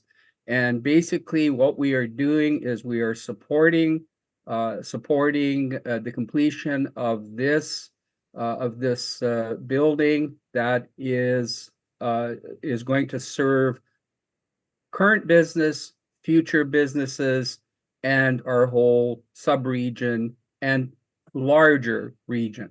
And that's why I know Area I is supporting this, and I'll let Director Hanegraaff speak for herself, but I'm sure it's for similar reasons. Thank you, Chair. Sure, Director Hanegraaff, go ahead. I'm going to say Director Davidoff hit the nail on the head. I'm supporting this for the reasons he stated. It's really providing a service to Castlegar and the greater community, which in this case is I and J. Thank you. Thank you. I'm just going to note that Tammy invited me for a tour ages ago. It's an innovative, beautiful building. I haven't had a tour yet. I got to have one. And it's multi-use, which is what I love to see about that project. Further discussion on the recommendation on the floor? See none. All in favor? 4 in the room? Well, 5, 6. Any opposed? Let's go back to any opposed. Seeing none, that's carried. We'll go to board tomorrow. Thank you. 9.4, Community Works application. CBBC backbone and last mile fiber project. I did have a question on this. It's areas G, H, and K. The substantial amount of money, $1.5 million. I'm going to open with my question. At one point, through to Director Cunningham, I thought your funding was stressed. CEO had kind of explained that this is a multi-year down the road commitment as to when we have to make payments to CBBC. Is that a concern for you, or does everything look like it's going to work out over the next few years? Oh, yes, thank you, Chair. When we talked about the funding stress, that was a few years ago when the project was first said. And since then, I've been saving my funding, and funding is no longer stressed. As far as I understand. And from now on, of course, when we do enter these big multi-year projects, as the board said, the money will be set aside. So it will not be anything that I will actually have a chance to dabble in. And I think that's a terrific idea. And as you may recall, we passed a motion at the board saying that we approve the project and the funding with. So this is actually, I think, just the backbone is already in now and it's being tested. So I think this is just to say, listen, we're ready with the money when you request it, when the trust requests it. And indeed, we are. That is reassuring, and I bring it up in part because very legitimately, our guest director asked about pooling funds, and we made the commitment on this one. I know I made the commitment if Director Cunningham's area fell short, that we would make up the difference by tens of thousands within our means, because we have done that before in other projects. We've shared funding, and there were a few other directors at the time making a similar commitment. Director Vandenberg, we don't have the recommendation, or sorry, back to Director Cunningham. Did you Thank want to you, move the Chair. recommendation? Yes, I'll move the recommendation, and as a supplementary, of course, the Okay. idea. Can I go for a second, please? Second for the recommendation. Thank you. Weatherhead, go ahead, Director Cunningham. Oh, thank And you, then, yes. And the idea of pooling funds back then was just so until I could, of course, raise the funds myself. We would be repaid to the individual areas once the funds were gathered. And this is all to do with all the stuff that has to do with, when you get these funds, how you can spend them and how you can disperse them. And my understanding is, yes, back then when I needed the money, if I'd had to pay it right away, the rest of you who so kindly agreed to help out would be repaid once the funds were reaccrued in my area. Great, thank you. Director Vandenberg on the recommendation. Great, thank you. And I guess as a preamble at FCM, I was able to listen to a lot of what Rogers is doing out there and benefiting the communities and their work plan and how technology is changing. It was very interesting. My question is, and I don't know, what is CBBC? And the second question to that is, what is the private sector investment on this project? Columbia Basin Broadband Corporation, CBBC. Thank you. I see Director Popoff also on the speakers list. I don't have the numbers in my head. We leveraged considerable federal funding. It wasn't CRTC, it was gapping on the name. It's not an H thing, is this? Universal Broadband Fund was part of this funding. We have a lot of money in from Columbia Basin Trust through their subsidiary, wholly owned subsidiary, Columbia Basin Broadband Corporation. I might suggest that if you want to see the entire funding breakdown, you request that offline. Supplemental, Director Vandenberg. Yes, thank you for that clarity. And so my next question is, who will be managing the revenues on this, and what is the opportunity for return on investment through the management of that revenue? CEO Stuart, did you want to speak to a little bit? We entered into initially saying that we would hold the assets on behalf of, but all of the operational, technical, the installation, the allocation of access to the backbone to different operators, the internet service providers, would be managed through CBBC. Could you elaborate on where we're at right now with our ongoing commitment? Through the chair, right now, it's at that level. We haven't really gone past that, where CBBC, I don't believe would want to be in the permanent business of managing the assets down the wind structure. So I'm not sure where that's going to end up. With respect to the ISP providers, it's been thrown out there that the regional district could become an internet service provider and provide that service and perhaps have an opportunity for revenue. That's a huge undertaking that would require a lot of discussion at the board. We talked about it in different areas of the RD as well, and I think including the East Shore. But I think that it's all of those questions are kind of up in the air right now. I think right now the Universal Broadband Fund and then CBBC by extension are really working on the mandate of getting the availability of reliable internet to every Canadian. That's really what they're focused on right now. And what comes next, I think, is to be determined. Further? And finally, yes, I think it's extremely important that we get end-of-mile fiber, and we understand the difference between fiber and end-of-mile fiber now, at least I do. And but the opportunity for revenue is something that I would want to hear that the board is exploring because that's real and tangible. It's no different than Nelson having a hydro revenue. This is a utility. And the opportunity for revenue or return on investment is worth the conversation to have in the future, whenever that tables itself appropriately, because that is a huge opportunity that we should not miss. So I will note on speakers list at Pop-Off and Weatherhead, there was ownership and early adoption by City of Nelson. I think New Denver was looking at a revenue model if they could do a conduit like in road infrastructure. And then to facilitate, expansion, fiber to home and the like. I think there's a lot in play there. I'm not sure who will bring us answers on that. Sure. I will go, I'm not sure who's speaking. I have Pop-Off, Weatherhead, and Cunningham for the second time. Good. Yes. Okay, so I'll go to Pop-Off right now. Director Pop-Off, please go ahead. Yeah, thank you, Chair. Just to answer some of the questions posed by Director Vanderberg, it is in the report what the contribution to this and how it's divided. And as you mentioned before, Chair, it is the provincial government, the federal government, Columbia Broadband Corporation, and the regional district. Our contribution is very minor as compared to the contribution from the other participants in the service. Now, the revenue generated is Columbia Broadband Corporation is the administrator of the backbone fiber and the services that are going to be provided by internet providers. They have to register whether they keep that revenue or whether they give it back. That's a question to be answered at a later time. Now, the other point that I'd like to make here is this is a good reason why we do not pool our funds. And the reason being is Area H is required to contribute $800,000 towards this project.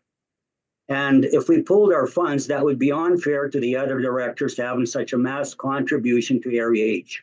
Thank you. That's right.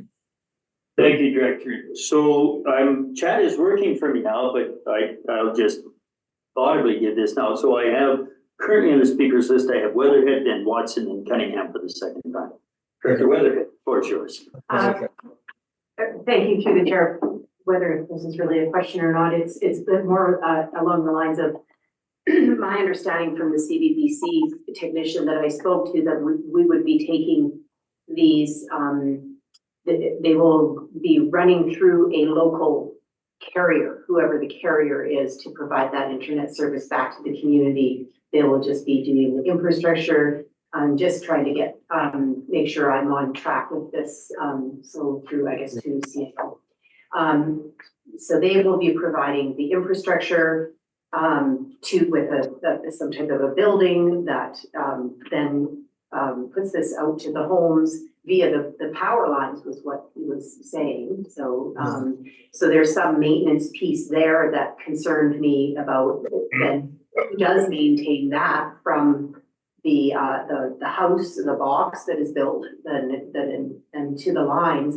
And the reason I'm asking about the maintenance end of that is because we've had TELUS issues, power poles, things like that. So is it BC Hydro or is it through, who's going to be maintaining that end of it? Director Cunningham, could you mute until, because it's cutting in and out until we get to you. Thank you. Sorry, Director Weatherhead. Yeah, just do we have any, again, do we have to wait until we have these high level conversations with whomever this is going to, how this is all going to roll at the end? Yeah, through the chart, that's to be determined. I do know that CBBC has no intention of becoming an ISP. That's well known. That's kind of. But I do not know what's going to happen on the next stage with respect to the maintenance. I know that a lot of the backbone through the valley has been going on for years, and one of the big problems was discussions with TELUS around being able to benefit from their current infrastructure there. So there's been a lot of struggles with that. But in terms of what's going to happen when the project is done, I think it's again to be determined. Right. Yeah.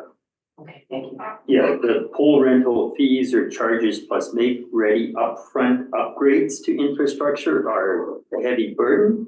And a few of the ISPs are saying they're going to go direct bury, which doesn't have the longevity of conduit installation. But I think TELUS and Hydro, Fortis, whoever has poles, recognize that between direct bury and full conduit pulpit installation, they can pick and choose a number in between to ask for money. There has been advocacy with CRTC and at the federal level around that. Nothing concrete at this time. but it's ongoing. Go to Watson, then Cunningham for the second time. I don't think I've missed anybody. Chair Watson, go ahead, please. Yeah, thank you. And we're on a bit of a roll with going a little off topic today in terms of the motion on the floor. So I'm just going to recognize there's a motion on the floor. And just note that the side conversation, that is a pretty big one. We have one of the most recognized rural ISPs in the country here in North Kootenay Lake that's actually providing servicing from an administrative perspective to the East Shore as well. I would have no interest in the regional district looking at becoming an ISP. It's you want to go back to septic, that would be a higher priority to me, and even not one I'm interested in. Caso Infonet has been a primary provider for most of the region and is doing it in extremely unique ways with lots of relationships with all of the for-profit and not-for-profit entities. So just want to note in terms of the note around the regional district becoming an ISP or a service provider in a realm of for-profit business, not interested. Ken can do it. Thanks. Thank you, but back to Director Vandenberg's question, we are buying into a partnership with infrastructure ownership as an uncertain future component. Director Cunningham for the second time and perhaps to close. Go ahead, Director Cunningham. Thank you, Chair.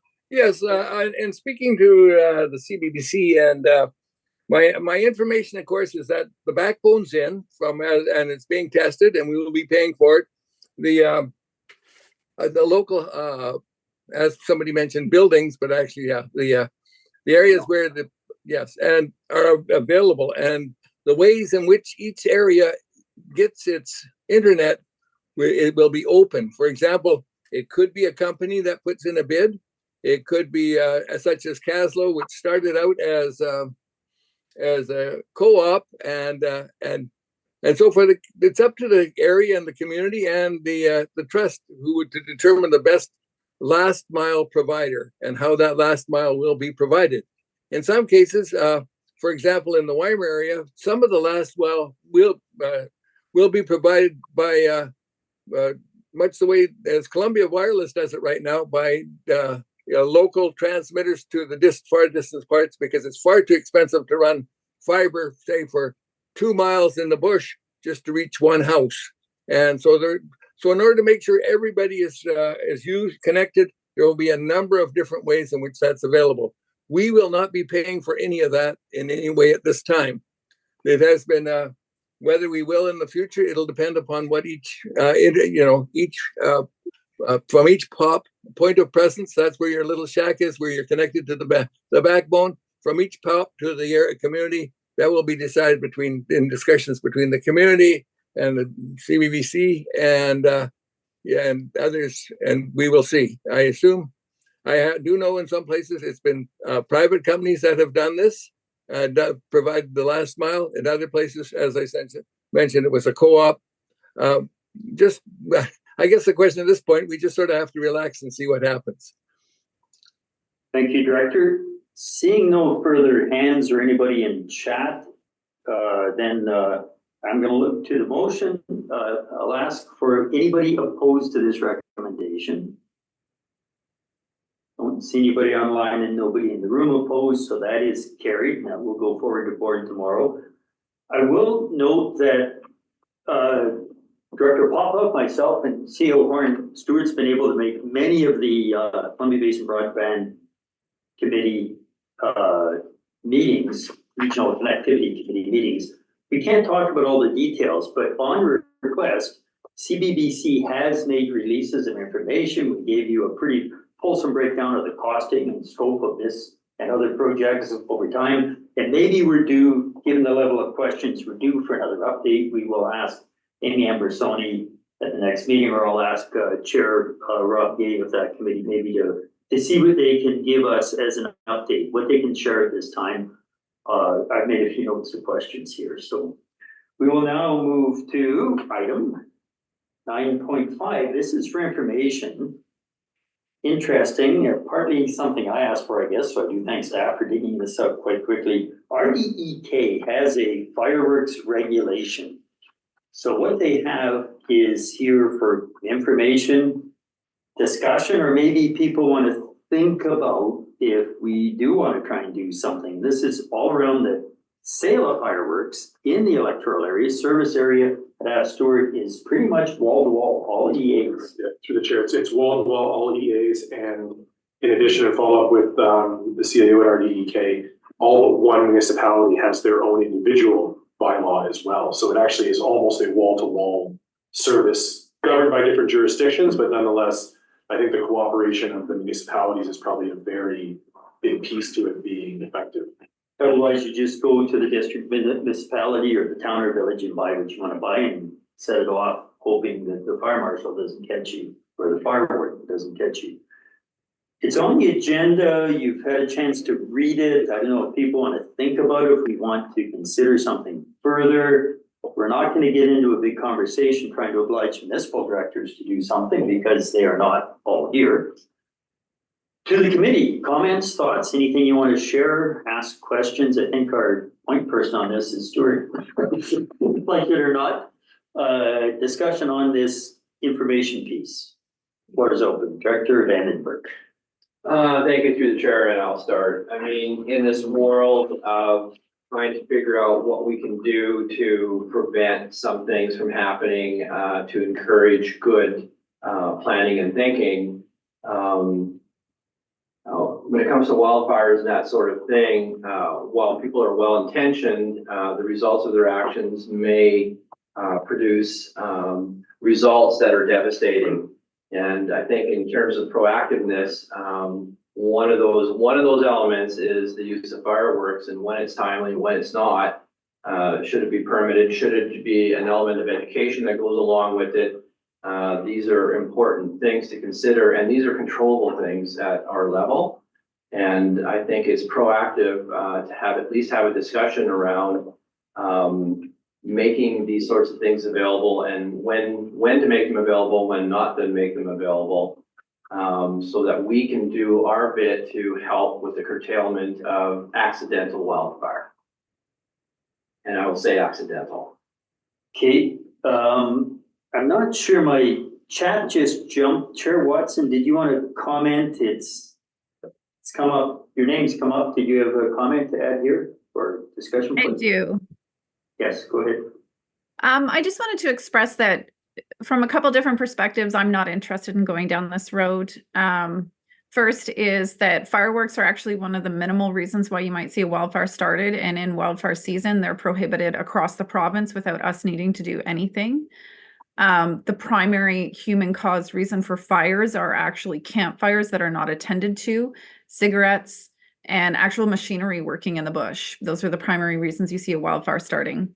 And so in terms of the purpose and the intention of achieving something, I do not see this being the primary avenue, with the associated cost in implementation of a bylaw that would require enforcement and our current ability to deal with our own bylaws with staff capacity. Again, not interested. Third, the component of being able to control what is being sold in stores in our rural areas, if we were to get into that realm, I would actually have a much bigger list of things, such as glyphosate, which is actually a big part of the land management issue, causing not only invasive species, but also causing the fires. So for all those reasons, I would not want to see us continue down this path. That doesn't mean other areas can't be interested in it, but Area D would not be interested. Thank you. Okay, any other thoughts to share right now? We don't have to act on this. It's education. Director Tierney, go ahead. Yeah, I think the greater concern in the rural areas, maybe more specifically in my rural area, is the use of fireworks seems to be accompanying bush parties or gatherings of folks that they're getting out of the towns where there may be some restrictions and letting them off fairly late at night seems to really affect people's horses, dogs, and wildlife. that's the impact for us. And I think that, that would be one reason that we would want to go down this path. And perhaps that would be in the noise bylaw. Different fireworks have different impacts in terms of noise levels. Director Weatherhead, similar thought. That's my thought. Supplemental, yes. Then, yes, I understand what you're saying, Sir Jackson, but, unfortunately, it's very difficult to, address the individuals setting these off through noise bylaw when, the actual, way it could be addressed is the small country stores having large displays and trying to sell them to the public. Okay, thank you. Further thoughts, comments? Do we park this? Do we have a staff direction to go on our list, Director Weather?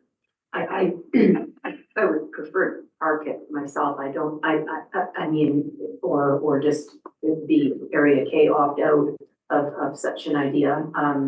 It's just really not a huge outstanding issue on any of the, you know, forest fire prevention pieces and things like that. But the noise bylaw, I feel like covers a lot. And even the village of Nicuespa I have no jurisdiction over anyways, and they're the ones that have the biggest fireworks, and they put them off in the lake.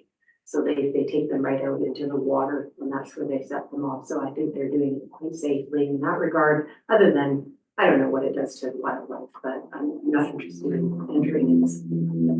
Director Tierney, go ahead, second time. Thank you. Sure. Yeah, as far as what it does to wildlife, I had an incident, before I became a director, actually the year before, where there was fireworks set off, early morning, probably 12:30, 1 o'clock at night. The next day, a neighbor, a couple blocks down, gave me a call, asked if I'd come over. The reason they called me was I was working for the improvement district, the water board, and on the water board land, an elk got tied up in the fencing and choked to death and died. So that elk was laying there, and I really felt that probably the fireworks caused the animal to run around in the dark, flee, and ran into the wire fencing, barbed wire fencing. Seemed to be related to that. Okay, I see Popoff, Director Popoff. Did you have thoughts, concerns where we may or may not go with this? The floor is yours. Yeah, thank you, Chair. I would agree with Director Watson on this. I would not be in favor of a blanket bylaw for all areas, but if each individual area wants to have that bylaw in their area, that would be their option. And currently, I see former Director Faust insisted on or wanted that bylaw in her area, but now we have a new director for the area, and it's on the board meeting that not to take any further action on it. So my thoughts on this is if you want that fireworks bylaw in your area, make a recommendation to RAC and put it on the board agenda, and we'll discuss it at that time.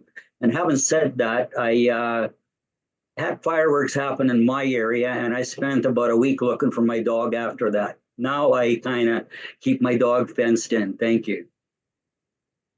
Thank you. So I have, for the second time, Director Vandenberg. Before that, I have Director Graham. And this may come down to, this is an information item, and it may come down to a director's motion, which can be made by any director between now and the next board meeting, send it into the chair. Doesn't have to be a notice of motion. It can become either a rural or a board item for action at the request of the director's motion, or through director's motion. Director Graham, then Handgraf for the first time, and then Vandenberg for the second time. Please go ahead, Director Graham. Thank you through the chair. We did have a problematic property in Harrop that was lighting fireworks on a regular basis for a while. And so I do understand my predecessor's motion, that particular property, individuals in that property have since moved. And we have, I think we had 0 complaints last year. There was only one complaint, and that was about potential fireworks that didn't happen. So, you know, sometimes things change, and that's really, I'll talk about that tomorrow at board, but we did have a problem. So, and we are, I guess, fortunate that that problem has resolved itself. Thank you for that. So I don't think I'm missing anybody. I see now Director Hanegraaff for the first time, Director Vandenberg for the second time. Discussion item, please go ahead, Director Hanegraaff, please go ahead. Yeah, I'm not interested in this either, to be clear. We do have one problem person in Area J who, you know, blows off thousands of dollars worth of fireworks just to annoy the neighbors. And I think if this bylaw came in, that person would probably just pay the fine and continue with what he was doing. So, you know, I don't think we create bylaws to deal with one particular person in any event, but yeah, I don't see the usefulness of it. I'm going to say that. Thanks. Thank you. We'll go to Director Vandenberg for the second time, and then, sorry, let's go to Director Page. Hasn't spoke to the item yet, and definitely have freedom of the floor. Go ahead, please. Just a question to staff, just from some of the conversation.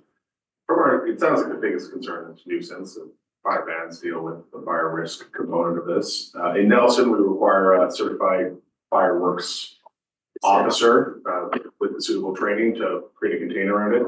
But in the nuisance bylaw component, do our fines escalate over repeat violations, or do you just get the same flat? After the 30 then. Through the chair, it's a loaded question because our nuisance bylaw is currently problematic. It's outdated. It's, in the opinion of some recent reviews, not very enforceable. We've had some struggles with lighting in the Creston Valley and in Director Tierney's area, where we just don't have the ability to enforce under that bylaw, and something staff is looking at. So I'd be hesitant to say that even if we had those fines in there, they would be. I don't believe we've got repeatable items in our nuisance bylaw, in our noise bylaw. I think the biggest thing with enforcement on fireworks with respect to noise is that our bylaw team's not on at 12:30 at night. And by the time that complaint gets picked up by staff, there's no proof. The incident is over. So that, I think that's the biggest struggle with respect to the enforcement of the setting off fireworks with respect to noise. And that would impact bush parties as well, which has also been. Yeah, through the chair, if you remember the other festivals last year that we've been working through enforcement on, Jordan went out on the weekend and sat at the gate to count, make sure it was within our special events permit bylaw for Area H. And, you know, that's something that we can't, from a resource perspective, it doesn't make sense to have that. Notwithstanding, depending on where it is, by the time that call comes in and someone goes out, if they are on call, and we do develop a system like that, again, you're getting out there, you know, it could be 3 a.m, they set them off at 1:30 and they're already asleep and the property's gone quiet. You know, so I think that's the biggest struggle, is that enforcement. Even if we could get to the point where issuing fines, I think it'd be difficult to get to that point where we're issuing fines because of the difficulty in enforcement with resources. So that's where intention needs to be applied. Okay, so, and in some areas, it's not just fireworks, it's firearms at 3 in the morning. Area A being a good example, I can remember exactly the sites. We will go back to Director Vandenberg for the second time, not seeing any other thoughts. Go ahead. Great, thank you, and through the chair. And yeah, it's very interesting to hear the perspectives that the directors are offering on this. And I appreciate that entirely, for sure.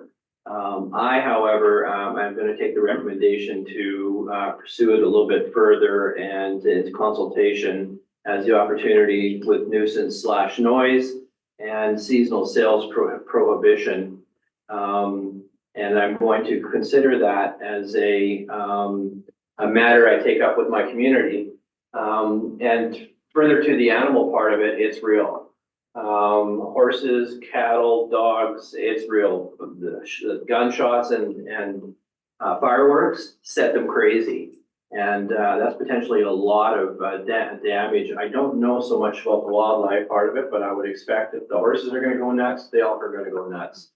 And I think that a large part of this is education. People, if they just knew what the results of their actions might be, maybe you could curtail a lot of that. If people could realize that you could be lending yourself to setting off a wildfire, which nobody wants to see, maybe they would curtail their activity. You're not going to catch everybody. There's no way. But I think it's a reasonable, for me, it's a reasonable investigation to pursue further. So I appreciate the conversation around the table. Okay, thanks. We might see something back as director's motions or after conversation with the community. We will leave the information as received for now. Thanks very much. Next item, the agenda, item 10 is public time. I have it's 11:48. I do see Valley Voice and one or two other public on the line. If there's anybody with a question for this committee, you could unmute yourself now and ask your question.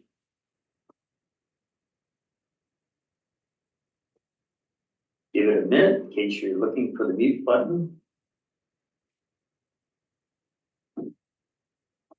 Not seeing anybody having unmuted. There is no public in the meeting room here today, so that there are no questions for this meeting. And that takes us to item 11, adjournment. Anybody interested? Motion to adjourn. Without objection at 11:49, we're adjourned. Thanks very much, everybody. Lots covered. Not everything solved, but lots covered. Thank you. See you tomorrow. Does anybody else find this screen horribly Right. bright? Can it be toned down? Like, I mean, I don't.